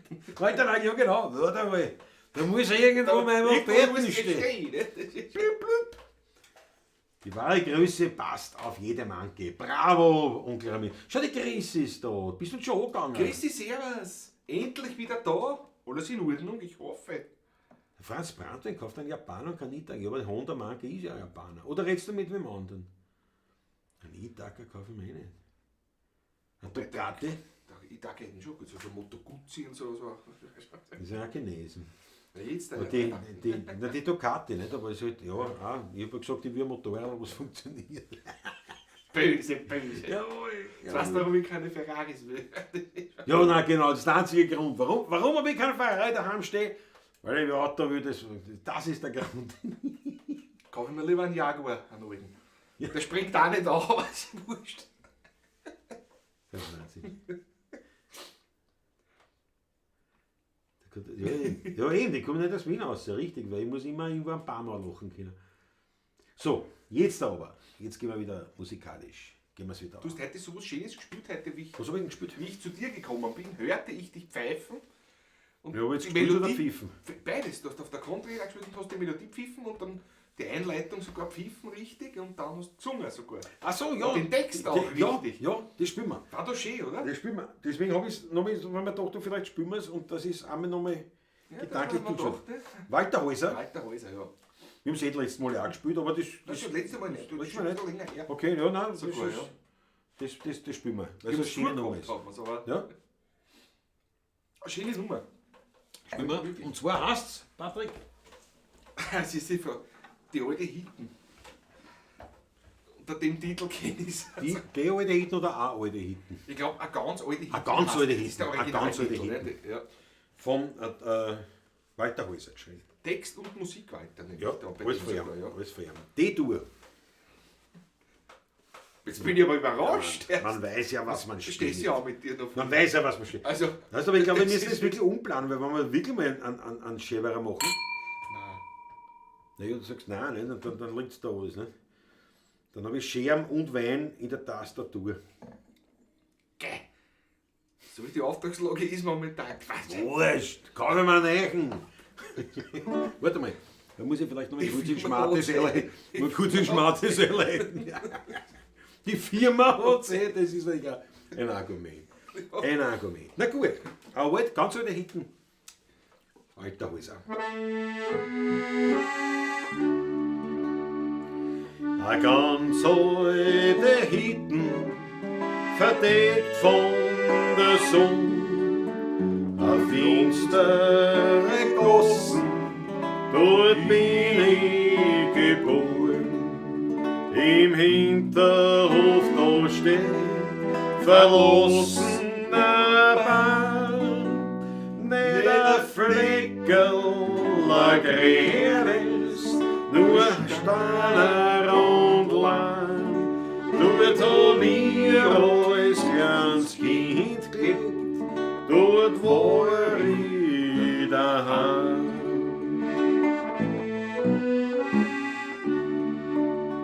Ein finsterer Hausflur und düster die Gegend. Ein Meter, das prickelt schon von die Wind. Am Gang die Bassine, das Klosett geht daneben. Ein kleines Zimmer, ein Strohsack, tut's an mir Kinder gleich. Und dass wir da alles glücklich waren, kann kein Mensch verstehen.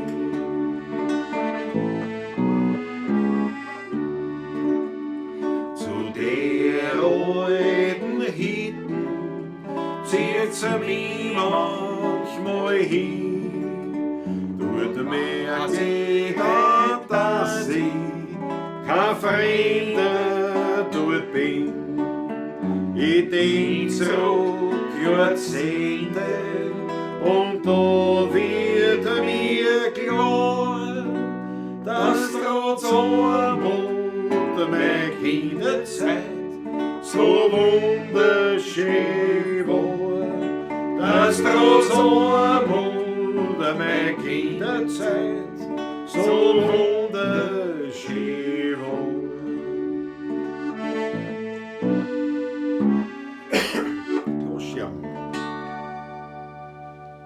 Und die Neberfang. Ist das nicht eine Idee? Oh ja, gell? Und die Neberfang. Und die Juden. Nein, das ist ein anderes Lied. Macht ja nichts dabei. Ja, ich kann nicht. Alle drei. Natürlich, da Was was du da an dem Das ist ja alles falsch. Wir sind zum Hingang und jetzt mache ich die Strophe fertig. Und will ein gut anfangen. Dabei sind sie mehr gegangen, alle drei. Die sind zum Hingang gegangen und wollen ein gut anfangen. Dabei sind sie mehr gegangen, alle drei. Auf der Guss, da war ein Busch, schöne Frauen, gefallen, was in der Wecken nimmt, ein bisschen auf die Hude springt, erstens Füße und schreien Juche. Da drum beim Rotzenstadel, da wohnt der Saubersammadel, sitzt den ganzen Tag nur zwischen Fensterladeln. Und die noblen Herren, die kommen aus der Stadt und schauen, was sie dort zum Verklopfen hat. Und der Wasserschane von der Jägerzeit, der lässt Resser duschen und geht lieber köhlen. Restaurant Goliath, den was rupfen kann. Oh, ja, man falsch oder auf der Gossen der Mauernbosch. Schöne Frauen, Geld verhauen. Wenn man sich einen Weg an geht, ein bisschen auf die Kugel springt. Reißen Fässchen hin und schreien Juchhe. Da drum beim Wiestelbruder bei der Geisterbahn, da such es jetzt an Tod, dass man sie fürchten kann. Jetzt reißt das Mikrofon. Ja? Jeder Schwiegermutter, ja, die hat eh nichts tun. Und der war für die Hocken wie geboren. Und mein Haberer, der hat kein Silbergulden, nur einen Haufen Kinder und einen Pinkel Schulden. Der greift keine Arbeit an, weil da ist er viel zu schwach. Ja, was saufen tut er wie ein Loh. Auf der Gossen der Mauernbosch, schöne Frauen, das Geld verhauen. Wenn man sich erwecken in der Büsel auf die Kugel springt, reißen's Füßchen hin und schreien Juchhe. Auf der Gossen der Mauernbosch, schöne Frauen, das Geld verhauen. Wenn man sich erwecken in der Büsel auf die Kugel springt, reißen's Füßchen hin und schreien Juchhe. Gratuliere dir. Gut umgebogen, also in die absolut. richtige Richtung. Wir waren es angehört hätten. Wir haben das alles. Ich habe nur gelesen in der Spaziergang, weil er ihm gesagt hat, ja, da schau her. Ich sah etwas aufleuchten. Peer Character doing a classic mic drop. 5 € vom Spaziergang. Ja, Peer Character. Ja. Ganz klar, ein Peer Character. Was ich auch immer ein Peer Character Ein ist. Birne muss der Ja, schon, aber Birne. ich meine, schaut so ein Bier aus, aber ist ja wurscht. Doing a classic mic drop. Dank der Skispaziergang. Dankeschön. Auf den Wohl. Ein Glas Cheverer Deluxe. Haben wir ungefähr umgebogen, hat hingehört. Hat hingehört. Wunderschönes Lied. Sagt der Andi von den Vollgasmusikanten, ja. Da machen sie noch die alte Hitten wahrscheinlich, gell? Wieder ein schönes Lied. Und eben da habe ich irgendwo dann gelesen, klar, da spazieren. Glasscherbentanz habe ich gelesen, und ich dachte, da muss ich gleich nehmen. Und der hat aber nicht mit der Glasscherbentanz, sondern mit alle 3 angefangen. Ich wollte da sofort einsteigen, aber es ist dann doch ein bisschen zu tief gewesen. Aber wir haben es ja gemacht, die Strophe haben wir fertig. Absolut. Die erste. Ja, was denn? Wird durchgezogen. Ob die Leute das hören wollen oder nicht. Ja. Jawohl. So. Ja, und am 18. April, da spielen wir beim Lentner-Karle. Da sind wir beim Chor. Ja, ist ein 18. Dienstag. Dienstag, Ja, ja, Länderchor, genau. Spielen wir Lentner-Karle. Jawohl. 20 Jahre Grünspan, sagt Alexander aus. Wirklich 20, aber gibt es Ja, schon? ja. Ja, also naja, klar, ja, sicher. Eigentlich ja logisch. Weil das war schon recht bald. Wo spielt er vom 14. bis 24. Mai? Fragt der Christian Brechtel.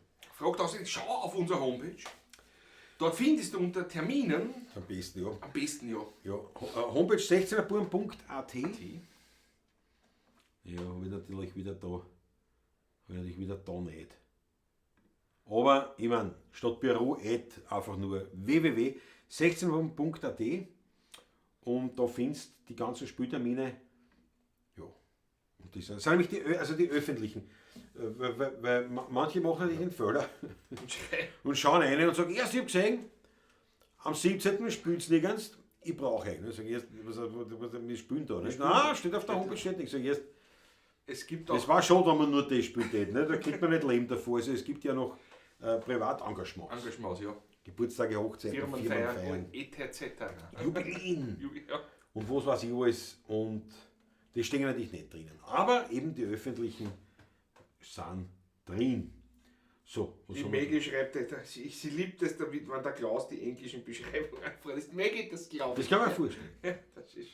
Da bin ich schon sehr nah am Schwarzdeck. Gell? Da bin ich schon nah am Original. Schau, die Welt geht. Was? Na geh, am Samstag ist mein Schwiegervater Pauli verstorben. Und morgen habe ich Purzeltag. Ja, gut. Ein aufrichtiges Beileid, Das meine ist, Liebe. das Ja. tut mir leid. Aber morgen ist Purzeltag und ich meine, Vorfeiern gut. das muss man. Ja, stimmt. Noch Vorfeiern. feiern. Noch feiern. Nächsten Montag stehst du dann auf dein Geburtstag. Ist gut. Vollkommen richtig, Patrick. Na?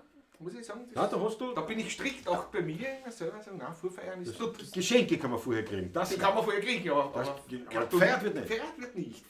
Das ist schon- Das ist nicht. Auf jeden Fall, naja, weit geht der Wahnsinn erst. Ja. Ja, es ist. Die tun wir 20 Euro Schmatt ist unterwegs, Florian Lukisch. Lieber Florian, ich danke dir ganz herzlich. Der Läusel habe ich angesagt, ja, da hast recht, Spaziergang. Ja, da machen wir, wie ist schon der Paule. Der Schwiegervater Paule.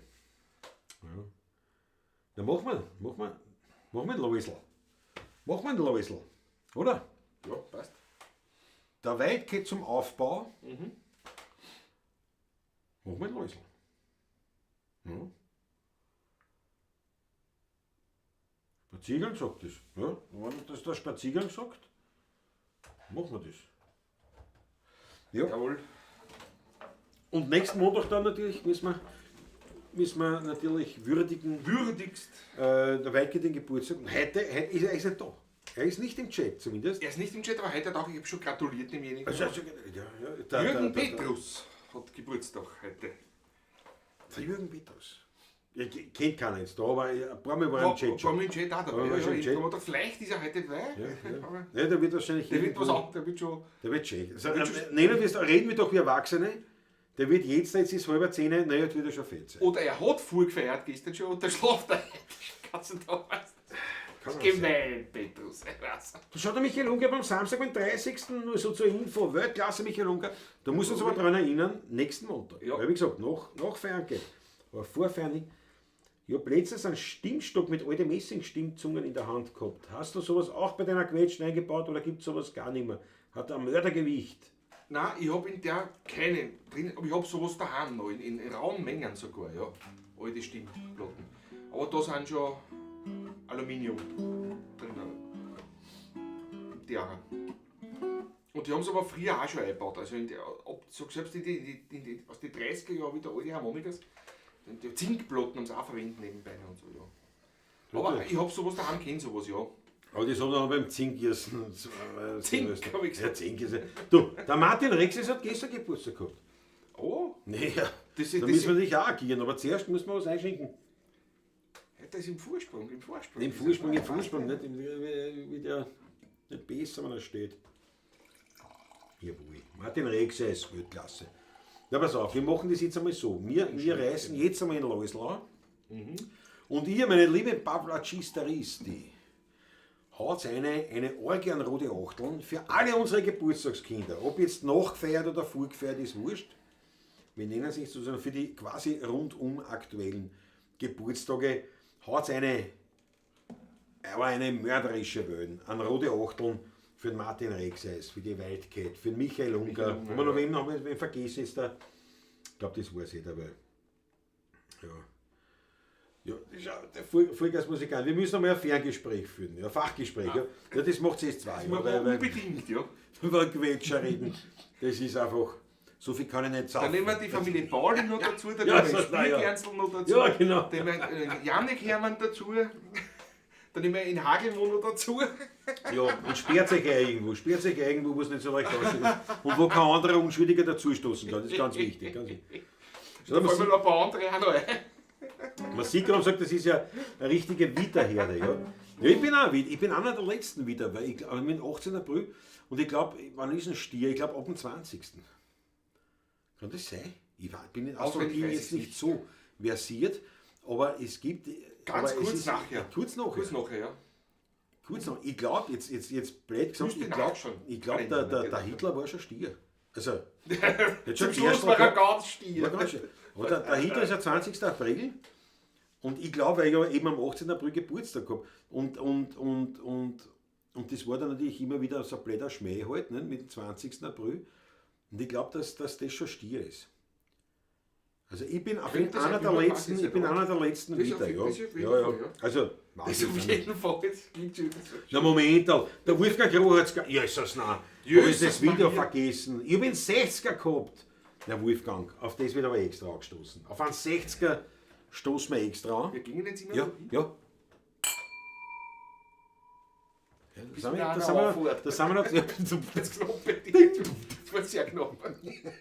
Bravo, Ja, bravo Wolfgang. Aber pass auf, zum 60er des Schirme stirb ich manchmal, Spaziergang ich nicht, ich immer. Du, aber jetzt schieben wir gar rein. Jetzt schieben wir gar rein vom Wolfgang Kreuzger das Video, was er mir brav geschrieben, muss ich echt sagen. Er hat gesagt, nein, weil er hat sich ja letztens eine neue Kontragitarre zugelegt, also eine gebrauchte alte, herrichten lassen und wunderschön herrichten lassen und hat gesagt, ich lerne da jetzt. Ne? Und dann habe ich gesagt, er soll uns ein Video schicken, gefälligst. Haben wir letzte Mal Platschen. In harmonisch liebevoller, auffordernder Art, die ich halt so habe. Und hat er gesagt, ja, ich würde vorschlagen, wenn ich dann was kann drauf. Nicht? Aber er hat sich nicht lumpen lassen und hat beinhart hat er gesagt, so, ich nehme jetzt eins auf mit einem, was hat er geschrieben, mit einem Mann einer seiner Cousinen, quasi ein verschwägerter Cousin, mit dem hat er ein kleines Lied aufgenommen und das spiele ich jetzt davor. Der 21. ist erst Stier. Ah, da schau her. Das war der Hitler war auch noch wieder. Das war der letzte wieder sozusagen. Der letzte wieder. Ja, aber es ist arg, gell, wenn man so sagt, so, jetzt, aber natürlich für mich war wirklich, das war historisch, war es so, dass ich mir den Hitler Geburtstag, das habe ich mir gemerkt, weil ich am 18. Geburtstag habe. Da habe ich gedacht, das ist 2 Tage nach mir. Dann lernt man wirklich jemanden kennen, der wirklich am 20. Geburtstag hat. Da kenne ich 3 Leute in der Zwischenzeit. Nee, pass auf, aber da gibt es eine Mördergeschichte. Machen wir zuerst die. Ja, gut, warum das ist Das Tausendste war mir. Nein, die dazu nicht zuerst, weil nicht das noch. Und zwar hatte ich in Studentenzeit einen Freund, der hieß Furich. Ja, also Furich, nicht Fuhrer.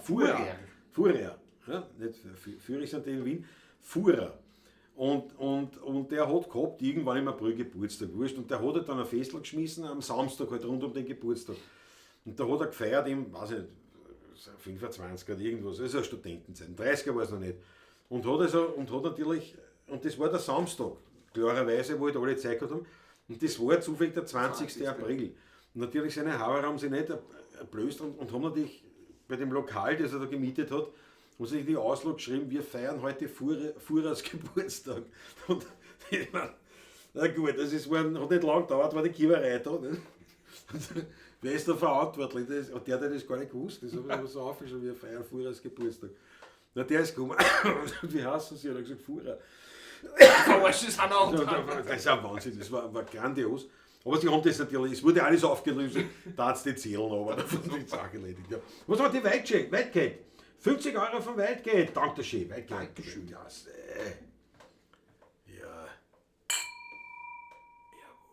Jawohl. Danke. Na, aber es ist natürlich so, also 20. April habe ich mir einfach als Kind dann schon gemerkt, naja, sparen. Und dadurch habe ich mir das gemerkt halt. Der 20. April war für mich, weil ich halt Geburtstag und den 18. August habe ich auch gemerkt. Kaiser Franz Josef Geburtstag, fragt mich nicht warum, den habe ich mir auch gemerkt. Da habe ich jetzt keinen direkten Zusammenhang, aber an die Veteranten hat der Onkel Ramirez, an die Veteranten, genau, Achteln. Von 30 bis 60 alles dabei, Michael Ungar, richtig. Ich war der müde Stier. Es widert ganz schön heute, ja, wirklich wahr. Ja gut, der Pokerer auch, die Szene mit der Auslage, ja, Spaziergang. Weltklasse, ich habe es geliebt. Für was braucht man das Bild vom Vierer, wie man ins Ausstellung großartig. Ich liebe diese Szene. Absolut. So, aber jetzt da bitte und man, nach freiem Wissen und Gewissen ist es wahrscheinlich wieder eine mörderische Achtelwellen wert. Aber jetzt haben wir eine in Wolfgang Kreuzger, der sich original hingesetzt hat, gesagt, pass auf, der Klause und der Patrick, die wollen mich hören mit der Kontragitarre und das Video ist gekommen. Viel Freude damit. Okay, läuft.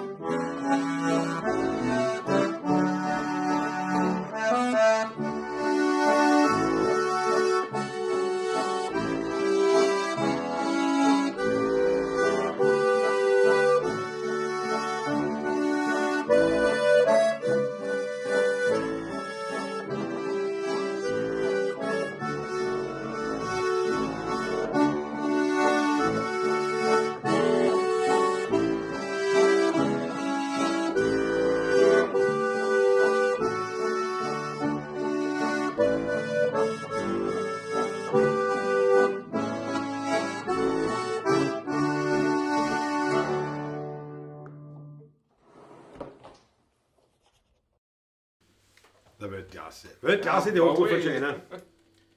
Ich hoffe, der Patrick hat auch seine steirische mit.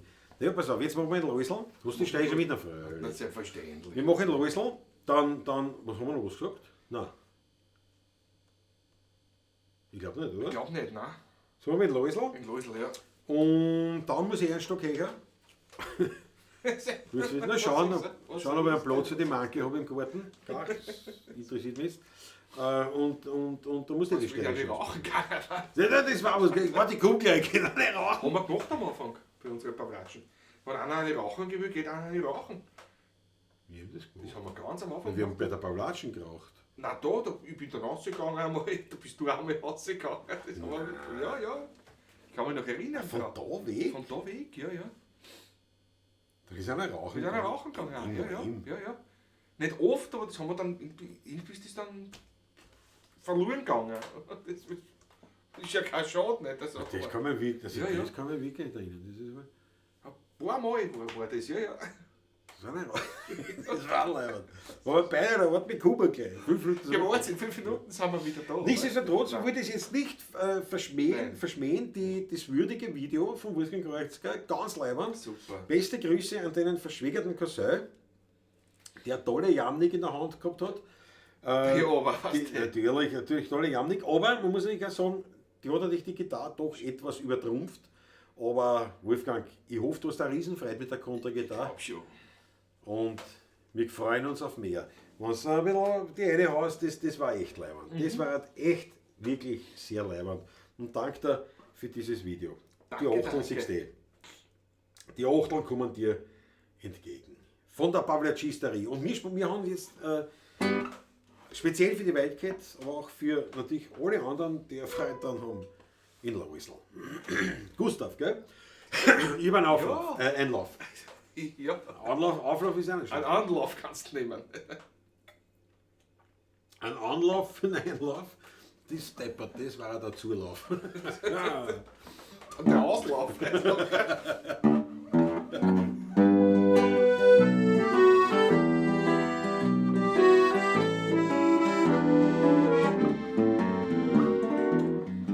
Neulich war ich eingeladen bei einer Feier, gemeinsam mit die Gruber und die Meier. Oh, das war so festlich und so elegant. Die Gäste waren alle im Sonntagsgewand.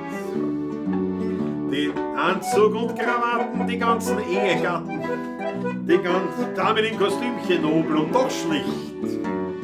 Es ist so schade, es ist so schade, es ist so schade, dass das der Läusel heut nicht sieht.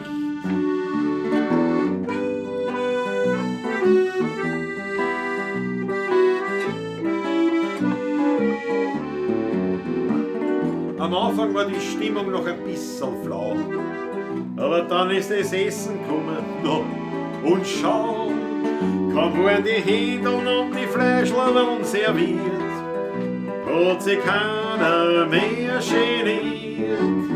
Oh, das hat sich gestürzt auf die Schnitzel und in Erdäpfelsalat, dass der Läusel nicht dabei war, wirklich schade. Es ist so schade, es ist so schade, es ist so schade. Allein schon wegen dem guten Erdäpfelsalat.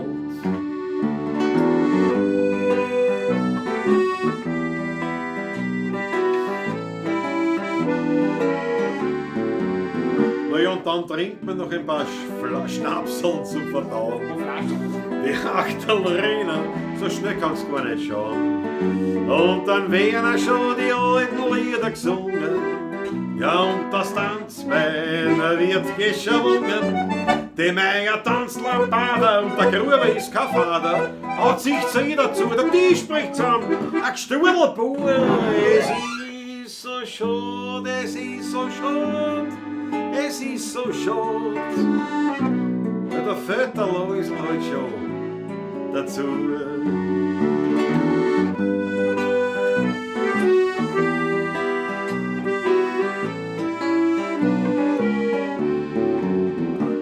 Und so ist dann gegangen bis in die Morgenstunden. Und Und das hätte der Läusl sicher leibend gefunden. Ja, da sind das sag ich euch. Dem Läusl seine war die schönste Leiche. Es ist so schade, es ist so schade, es ist so schade. Der Läusl ist tot.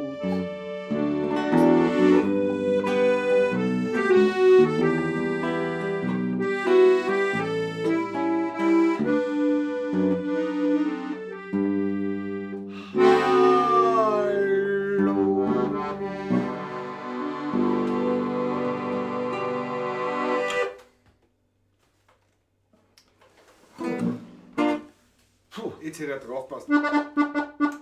In der 50 Glasel nach, wer weiß, was am Morgen ist. Trink mein Ex, was liegt schon dran? Ein Rächerl, das ist gewiss.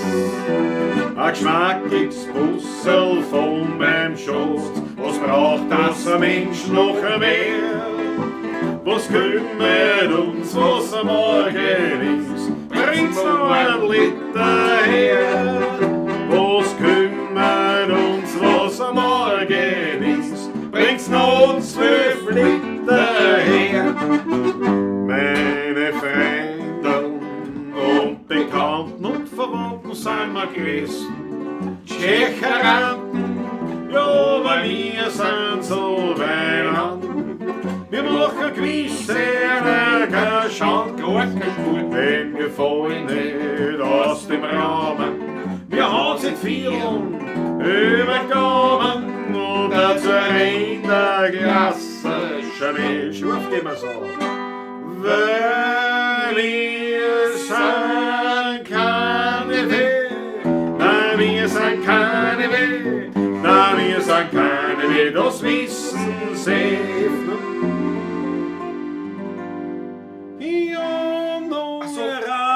Okay.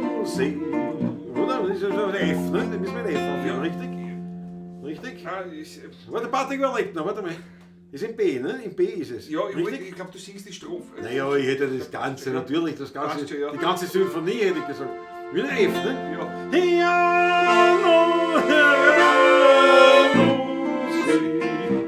und dann das ist das uns das Ecstasy.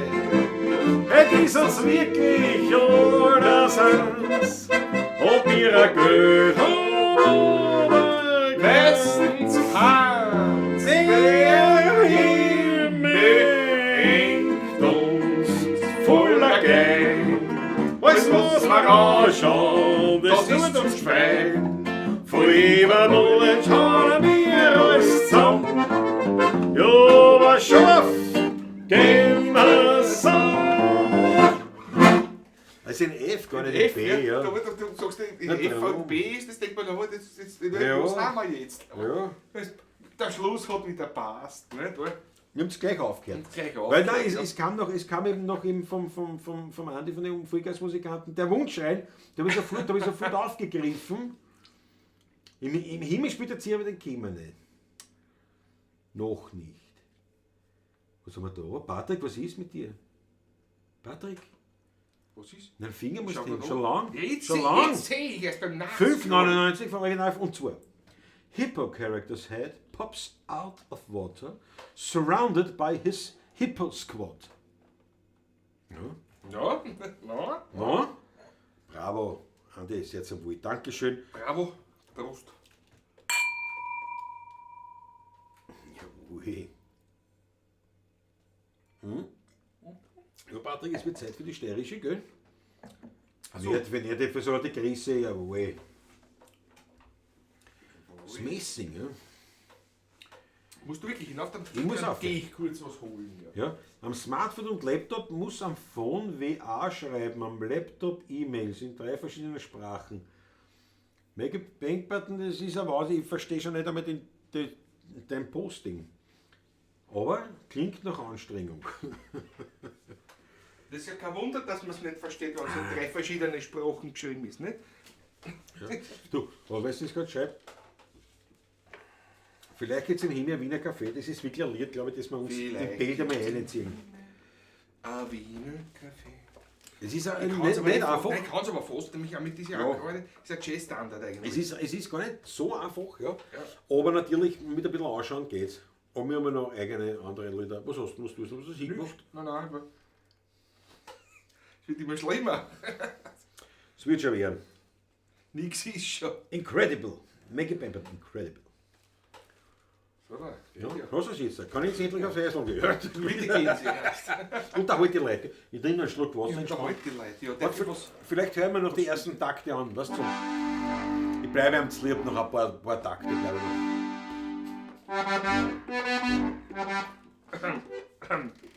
Ich geh da. Ich geh da.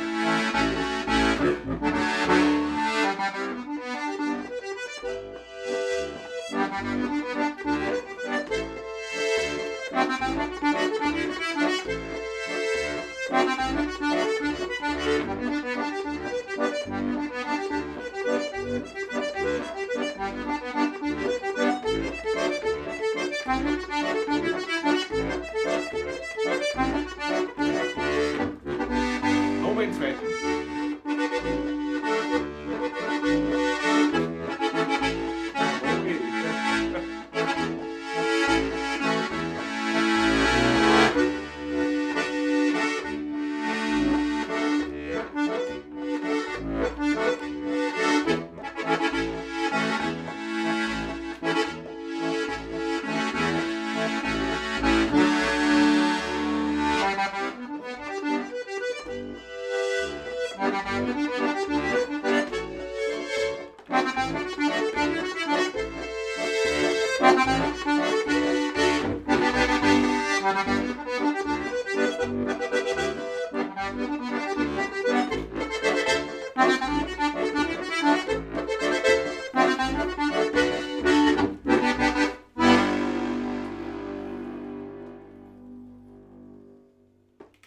Jetzt habe ich am geübt auch einmal.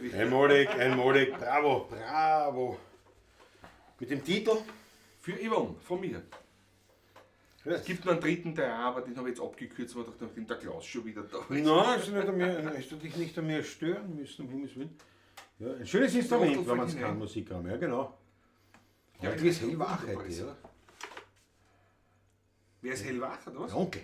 Der Onkel, ja, das Ja. ist der Ofen nicht mehr eingeheizt, oder? Wahrscheinlich, oder? Genau. Ja, genau. Na, der Onkel. Ja, das Brennerraum-Treffen in Salzburg, ja, wir leider nicht. Also ich leider nicht, weil wir spielen, Gott sei Dank. Da gibt es ein super Brennerraum-Treffen in Salzburg. Weil wir spielen da. Ja, da spielen wir, ja genau. Ja, genau. Das heißt, leider, das war natürlich was gewesen. Da war ich natürlich auch nicht mit der Manke hingefahren. Schöner Walzer, sagt die Chrissy schon. Danke, Chrissy. Danke. Die steirische ist nicht so schwer zu lernen, aber so spielen wie Patrick, da sind Jahre drin. Ja, ich spiele ganz gut Steirisch, aber da gibt es Leute, die spielen viel besser als ich. Die spielen sie aber als Hauptinstrument, muss man auch sagen dazu. Da gibt es schon ein paar Kapazunder. Also. Ja, das ist auf jeden Fall. Soll ich dir Löffel spielen? Spaziergang. Na, was ist ja für dich nicht anstrengend, ne? Das ist schon anstrengend, ja. Ja, was, aber da musst musst du du ein bisschen- da musst du dann antreiben. flotter spielen einmal, Ja, ne? musst du antreiben. Musst du mal ein bisschen, flotter ne? spielen. Das ist ein Klassiker. Spielt einmal was Lustiges. Das war oft dann Ja, die Steigerung dann dazu. die Gitarrensicherheit bringen.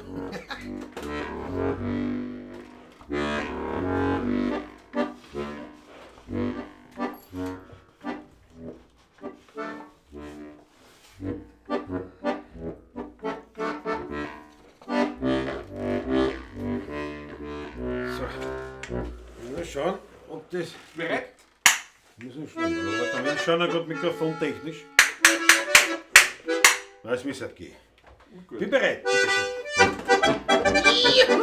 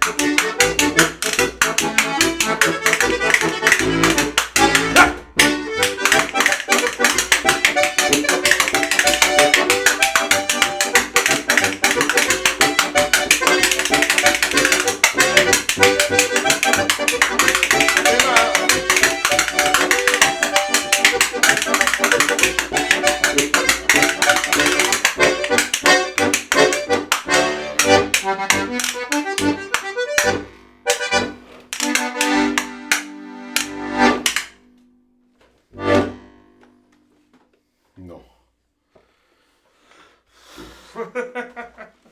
Das ist ja brutal. Das war anstrengend. Ist schon anstrengend erst. Nur was ich gerade drauf gekommen bin, während des Löffelns, dass der Sessel im Bild ist.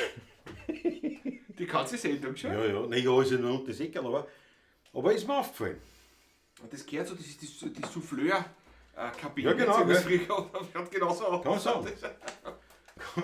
Schau, der Jota ist so cool, jawohl. Schau die Achtel von einem, Danke. Weltklasse, sensationell, sagt der Roman 69 Murl. Weltklasse. Ja, wo ist so gefällt mir das? Löffel, Löffel, Löffel, auf geht's, die ersten tanzen schon, jawohl. Wo sind die Löffel? Der Raffi hat auch markiert.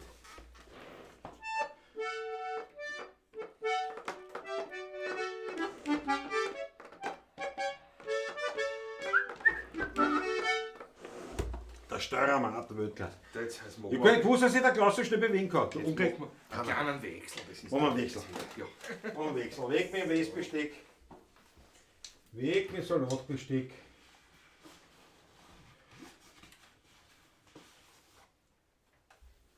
So. So was. Kleinen Schluck nehmen. Ist noch weiter überhaupt, oder was? Das bin ich schon aus. Das ist ein Schluckerl, das wird ein Schluckerl noch zum Beispiel. Das ist eh schon Glycine. Ja, aber ich wollte nur wissen, ob das jetzt. Nicht, oder? Ich habe dich nicht gefragt, wie spät das ist, ich habe dich gefragt, ob noch weiter ist. Ja. Naja. Ich halte mich ja nobel zurück. Sehr brav, sehr brav. Da schau, Noch nie schau, vorher schau, gesehen, Mundra, wirklich wahr? Hast du den Löffler noch nie gesehen? schau. Noch nie? Ja, die Löffel, was glaubst du? Ja, das ist mein Haupt, das ist mein Salatbesteck. Mit dem bin ich aufgewachsen. Was hast du denn? Was tust du denn? Na, du lässt uns Das ist ein Spanien zum Beispiel. Das war was. am Papiersparen halten. Ja. Das ist ein bisschen. Voll geil, sagt der Günther Niedermeyer. Danke. Ah, danke schön, danke schön. Martin Rex ist auch die Hochlein. Franz Ehm, Grisi, jawohl. Ich glitsche diese Bubbles. Jetzt gibt's Bau auf die Löffel. Aber, gefällt mir, taugt mir voll. Roman 69 Murl, warst du aber noch nicht im Chat, glaube ich, gell? Kann das sein, oder? Der Name sagt mir jetzt nichts. Roman 69 Murl. Ja. Und umso mehr freuen wir uns, dass du dabei bist. Und ich würde sagen, wie es bei uns Sitte ist. Wie es bei uns Sitte ist in der Pavlatschen, dass natürlich ein neuer Chatterer begrüßt wird mit einer argen rote Achteln. Das glaube ich Hausreide, auch. rote Achteln für den Gehen wir, Roman 69 Murl. Weltname. Ich meine, Wahnsinn. Haut's eine. Herzlich willkommen in der Pavlatschisterie. Walter Nagel ist schön gelöst. Aber am besten gefällt mir die schon dunkle Ramirez. Ne? Das muss ich ehrlich sagen. Also das gefällt mir am besten. Was gefällt dir? Ich hätte gar nicht gewusst, dass du so schnell bewegen kannst. Ja, Das ja. gefällt mir wirklich am besten. Ja, das ist, Ich kann mir vorstellen, dass dir das gefällt. ich kenne dich. Ich werde 3 Tage Aber so man eine weiß, wie Musik. schnell der erinnern kann, wenn es heißt, es gibt ein Bier. Weißt? Das ist, Ja. das ist, Habe ich unter Beweis da gestellt. zahlt er auch in München. Gell? Auf einmal, normalerweise erinnere ich mich mit meinen langen Haxen davon, ja, tut's. Da gehen wir gleich auf ein Bier mal nicht. Ja, So wieder unglaublich. Speedy Gonzales, die schnellste Frau, die Unglaublich. schnellste Maus von Mexiko. Iva, andale. Kaum wenn man dort natürlich ist, aber setzen wir mich wieder. Ah. Stimmt, oder? Ist ja nicht einmal gelungen. Naja, was sollst du machen? Ja? Aber. Klaus, wie lange wird auf die Gitarre, die an der Wand hängt, nicht gespielt? Die akustischen greife ich schon mal an. Die Ich sage sind mal am nicht- längsten sicher nicht auf der E-Gitarre. Auf Die der? auch noch- auf der E-Gitarre. Also, hinter die dir. sind mir nicht sehr staubig. Nein. Wird mir Munkel abgewischt. Naja, war ein Naja, Fehler. erst aber Spülen und Anstammen sind zwei Paar Schuhe, gell? Das ist schon klar. Aber wenn ich immer mein Instrument nehme, fahre ich mir als erstes einmal so Nein, drüber. das mache ich nie. Streichel sie mal weil, so. weil dann wie immer eine dreckig Frau. wird. Dadurch bleibt sie aber sauber. Wenn man es täglich in die Hand nimmt, bleibt sie immer Ja, sauber. wenn ich so nicht denke. Nein, also aber Dem T-Shirt dann ein bisschen so. ich sage einmal, alle 2-3 Monate nehme ich schon mal in die Hand irgendeine von denen. Kommt drauf an. Nicht? Ich bin ja jetzt auch viel bei mir draußen in der Klause. Und da habe ich zum Beispiel, das ist ja wirklich, da habe ich die Fender Stahlseitengitarre Ja.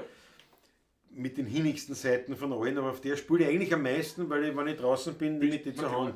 Weil die Gypsy Jazz Gitarre, die hängt an der Wand, aber da spiele ich vorher mit der wieder oft. Ja. Und die E-Gitarren spielen am wenigsten, sagen wir es so. Die akustischen greife ich eher. Das ist ja eine Nylon-Seitengitarre, das ist eine Stahlseitengitarre. Ja, aber ich sage es ganz ehrlich, oft, wenn ich nur so irgendwie so eine Idee habe oder irgendwas probieren will oder schauen will oder sonst was, nehme ich mir oft trotzdem die Kontragitarre, weil ich es halt gewöhnt bin. Die Land da, die nehme ich. Ist wirklich ist eine reine Faulheit in Wahrheit. Ne? Oft. Ist es so. Salatbesteck, mein Weggepemperten, du bringst mir auf eine Idee. Ich werde was einstudieren für meinen Einsatz als Serviertochter in der Schweiz im Sommer. Jawohl. Das wird was. Habe ich die Ehre. genau. Nein, habe ich die Ehre, sage ich. Und schau, da sind die Achteln. Da sind, Thomas Faber ist auch da, jawohl. Schau, da sind die Achteln. Die Achteln für den neuen Chatterer in unserer Pavlacisterie, wie die mir So gesagt. gefällt mir das. Na schau, die So Facciamotta ist aus Malaga. Ja. Jawohl. Spät, aber doch. Grüße nach Malaga. Servus. Weltklasse. Na, heute sind wir mörderisch international, muss ich sagen. Ja.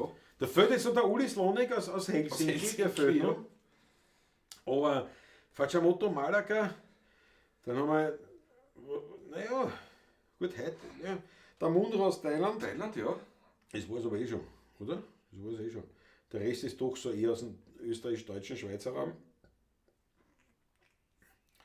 Der Martin Rex ist noch aus Oberösterreich, Noch aus Oberösterreich, aus Nizza, ja, wie aus sonst. Nizza. Jawohl. Wir brauchen keine Pizza in Nizza. Genau. Das ist eine gute Textzeile, ja. finde ich. So, der Spaziergang bringt das schnellste Manke, wenn es ein Bier gibt. Da redet er mit wie der Fred Feuerstein, weißt du? Das ist. Die Facciamotta, Weltklasse. Und schau, der Roman Murdl ordentlich begrüßt worden. Und das genauso gehört sich das. Schau, die Krise schaut auch. Herzlich willkommen in unserer Mitte, Roman 69 Murdl. Weltklasse. Und der Roman hat 8 rein. Absolut leibend. So, pass auf. Spielen wir noch was, ne? Weil man, ja, nicht zum Schmäh führen. Ja. Was machen wir? Ich höre so gerne die Lieder aus Wien. Fällt mir gerade ein. Hast du es Oder nein, habe ich nicht. Okay, Das das ist im Süden. Ist mir gerade eingefallen. Glaubst du nicht? Nein, das lassen wir aus. Lass mal aus. Hätten wir im Süden? Ja, das lassen wir aus jetzt. Das wird so nix. Das ist ja wie das Wiener Café. Vielleicht gibt es im Himmel. Das Ja ist, gut, das kann ich gar nicht. Ne? aber das ist trotzdem eine hakelige Geschichte. Na gut, pass auf, dann machen wir 16 ein paar Medley. Ganz einfach, ganz klassisch, ganz vorn weg. Fangen wir an mit dem Bison.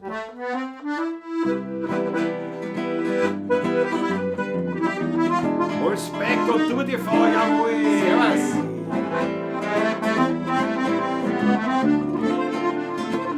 Ich hab einen Weingarten am Biesenberg. Ich bin dort gern, weil mich kein Mensch dort steht. Ich schau den Rind dort beim Wachsen zu. Ja, ich hab dort mein Höllgeruch. In meinem Weingarten am Biesenberg dreht sich die Welt noch recht und nicht verkehrt. Man kann die Vogel dort noch singen hören und am Himmel da siehst du die höchsten Sterne. Und nach einem Regen sich die Wolken erst verzogen. Dann sieh ich über Wien einen großen Regenbogen. In meinem Weingarten am Biesenberg, das Fleckerl das mir allein nicht kennt. Dort wächst, ich sag's ganz nebenbei, das allerbeste Trepferl-Wein.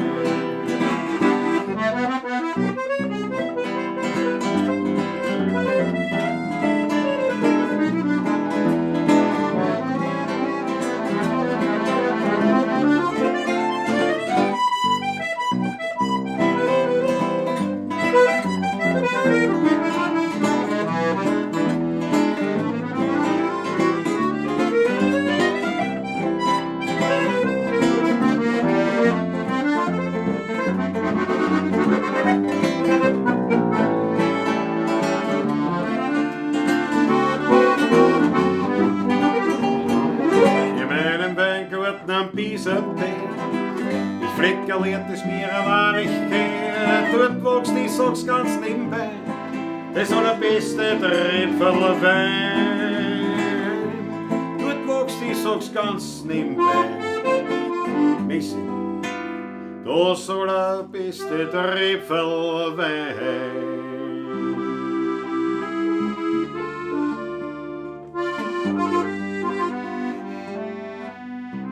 Für Kirchschreisen und die Fuhrlei auf der Gassen trinken gern einen Wein oder ja, sing's an Sorgen, was sie schon, da schreit's gehört und sag rein, sing's an Sorgen, was sie schon, da schreit's gehört und sag rein. Ja, wann das Messing schön glänzt und wann der handliche tanzt, wann der sohlige schreit, dann ist auf Weihnachten immer weit.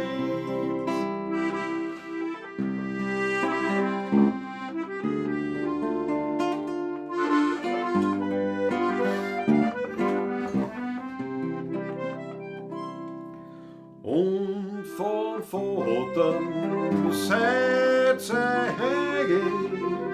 steht noch drinnen am Grab oder ja, und das eine kann ich sagen, dass noch kein Schönes nie gesehen hat. Und das eine kann ich sagen, dass noch kein Schönes gesehen hat. Ja, wenn das Messing schön glänzt und wenn der handliche tanzt, wenn der sohlige schreit, dann ist auf Weihnachten immer weit. Ja, wenn das Messing schön glänzt, wenn der handliche tanzt, wenn der sohlige schreit, dann ist auf Weihnachten nimmer weit.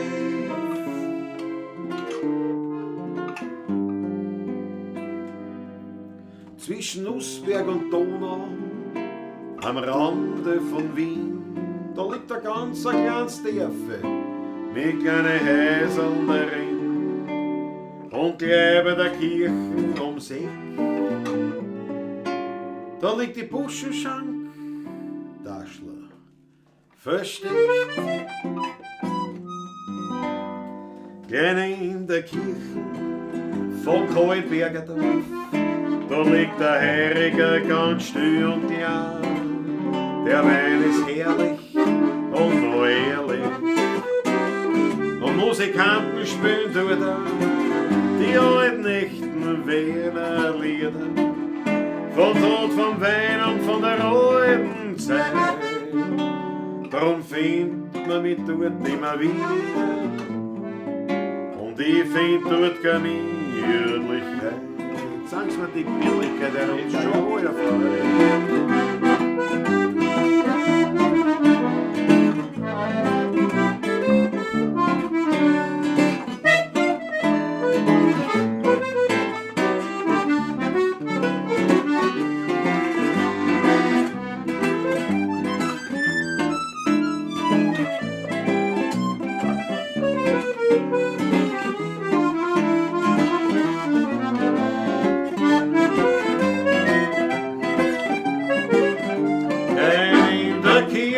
vom Kallenberger Dorf, da liegt der Heiriger ganz still und ja, der Wein ist herrlich und noch ehrlich und Musikanten spielen wieder die alten echten Wiener Lieder vom Tod, vom Wein, von der alten Zeit.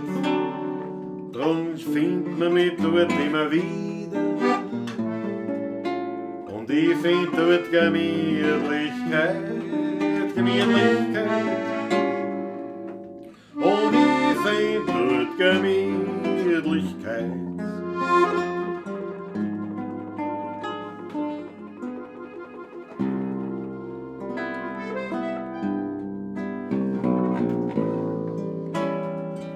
Hört man das K mal wieder, ne?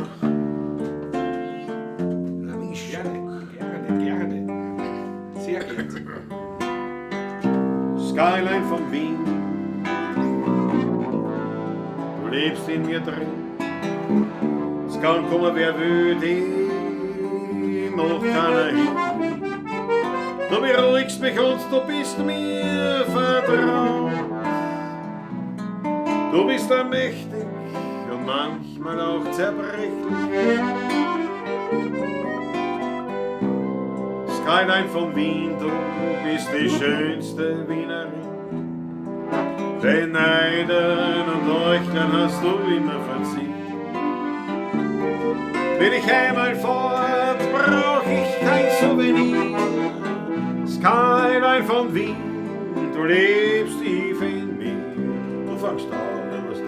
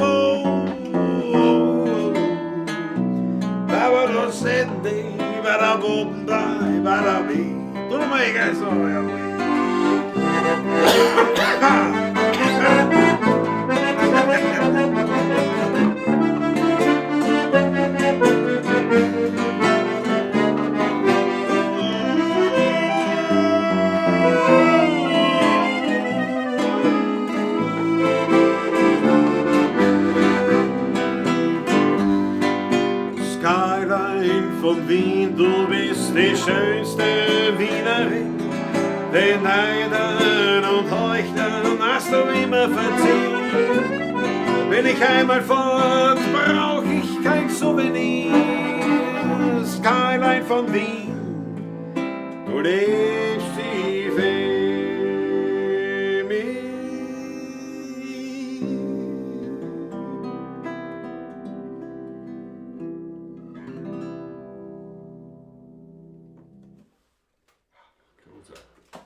Gratuliere. Ein Leibwand.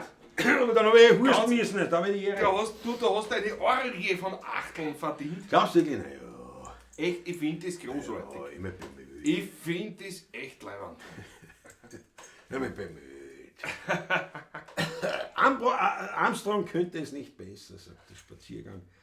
Leibwand, sagt die Glitsche diese. Ich finde es absolut klasse, ja. Der Wahnsinn. Die Facciamoto ist unterwegs. 2 Wochen, also 2 Wochen nach Portugal. Dann wieder nach Malaga. Einmalig mit dem Motorrad unterwegs. Weil schon langsam kommen wir. Ja. Weil der Wein geht aus. Der Wein geht aus? Ja. Adriano Klaus, ich glitsche diese Ist Bar. das gut? Setschmal Klaus, jawohl. Na schau, da kommen gleich die Wolfsbike und UTV. Der Onkel Ramirez hat eine großartig.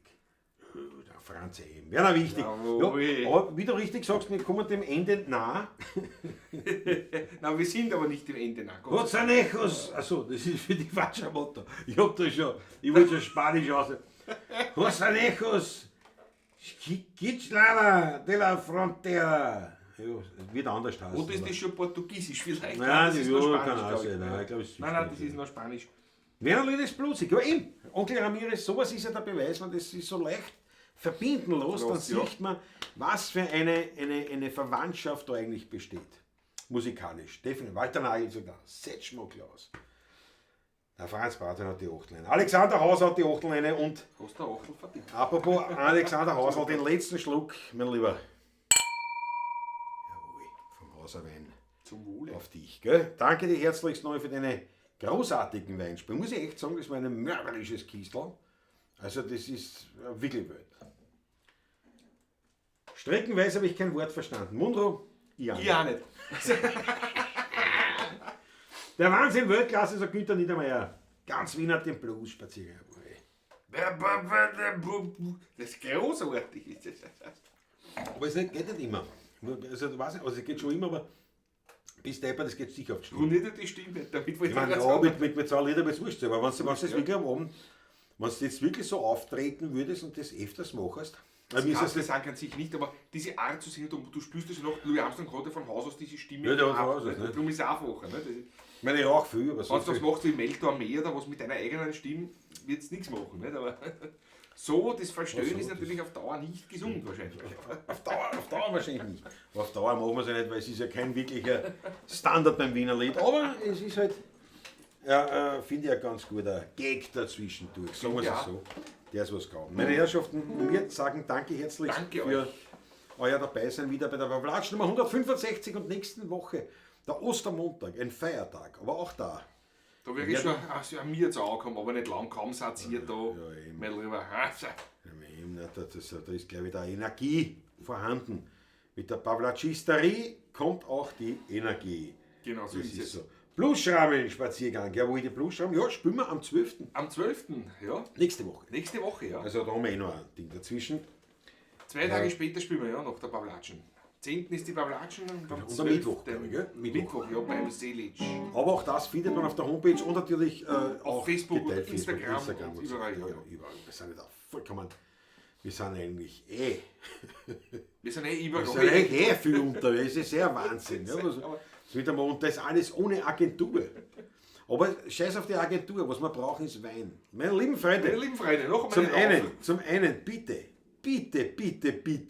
haut eine Gerstlebanger Geld. Ja, Geld. Außer es ist nicht fürs Motorrad, weil das tragt sie selber. Es ist wieder billiger jetzt da. Sogar. Das weil die manche verbraucht nur 1 Liter Sprit, 1,5 vielleicht, wenn es hochkommt. Wurscht. Also das meine ich nicht. Also auf jeden Fall, wir brauchen Geld. Warum brauchen wir Geld? Eigentlich zum, so halt, Zum ne? Atmen. Zum Leben. Zum Leben war jetzt übertrieben, aber ich sage jetzt für Luxus. Wir brauchen Geld, ich sage es euch ganz ehrlich, um uns wieder Luxus gönnen zu können. Also Luxus heißt bei uns Eis. Und Zigarren. ein Achtel. Zigarren habe ich. Der Humidor ist gefüllt. Zigarren haben wir. Das ist sehr gefüllt. Nein, ist gefüllt. Das ist schon Zigarren. gefüllt über Jahrzehnte. Ja, das stimmt. Und wieder Zigarren was haben du dann zurückkriegst, wieder das, die Wird voller. Geschichte muss ich sagen. Wird er immer wieder voller. Jeder gibt immer was rein. wir. Das ist erzählen, das ist ja. Das ist Da sind aber keine so Teile drinnen. Das meiste ist, die günstige Schiene kann aber durchaus gut schmecken. Muss ja, ehrlich absolut. wieder Nein, ich sagen, bin ein Freund von günstig guten Bündelware Sachen. und das- dergleichen. Ja, Also, ja. Nein, so, das kann ich wieder ausschalten. jetzt reden wir über Zigarrenhumidore, weißt du? Na bravo, na nicht schlecht. Das Gleich geht wird das gestrichen alles werden. wird alles gestrichen, wird alles gestrichen, so wird sofort ausblendet. Nein, also wir danken euch schön. Und, Danke. und das mit dem Wein, jetzt muss ich nicht, also wie soll ich sagen, es ist jetzt nicht gedacht, eine Weinspende, aber vielleicht wisst ihr jemanden oder habt ihr jemanden im Bekanntenkreis, also einen Winzer zum Beispiel, oder einfach vielleicht habt ihr eine Idee, dass ihr sagt, das war doch was für die Pavlatschen, für die zwei, ein gutes Flaschel Wein. Vielleicht habt ihr einfach Ideen und eine Verbindung, einen Kontakt.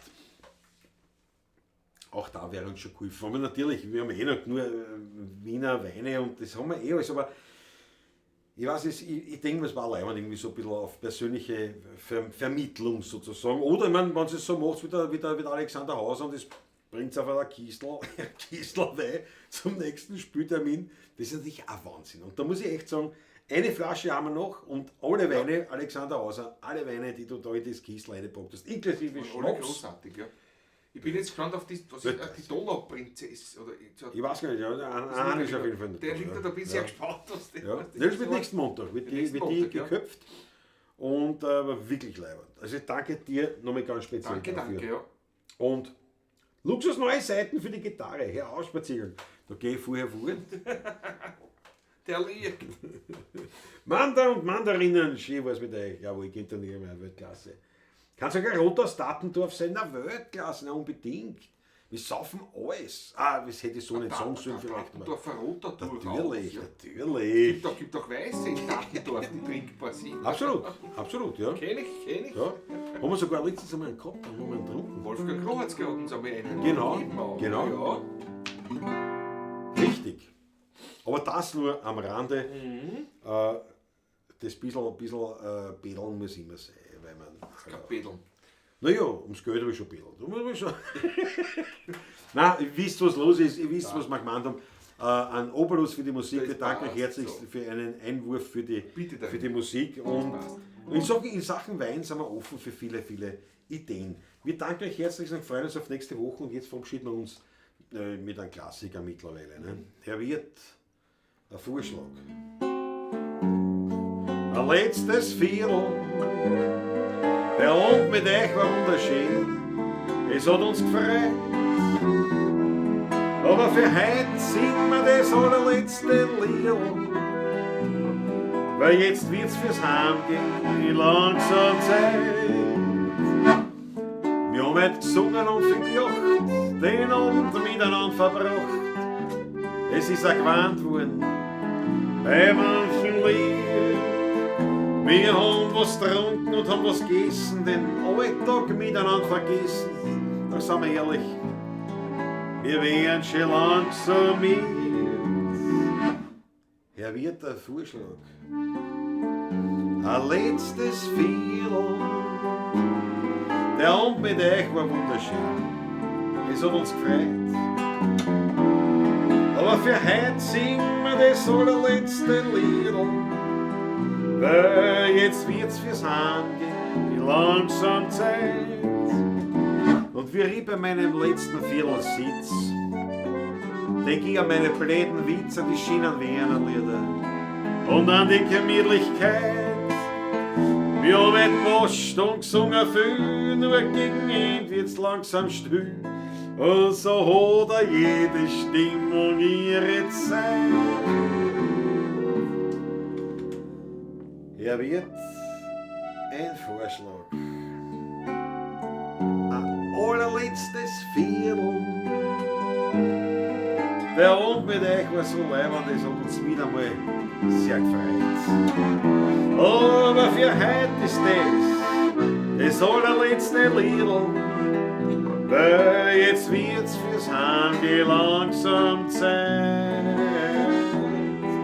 Jetzt wird's fürs Heimgehen langsam Zeit.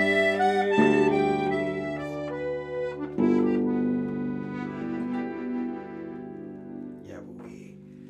Viert euch gut, gell? Macht's es gut. Gesegnete Ostern und wir sehen uns am Ostermontag. Viert euch gut.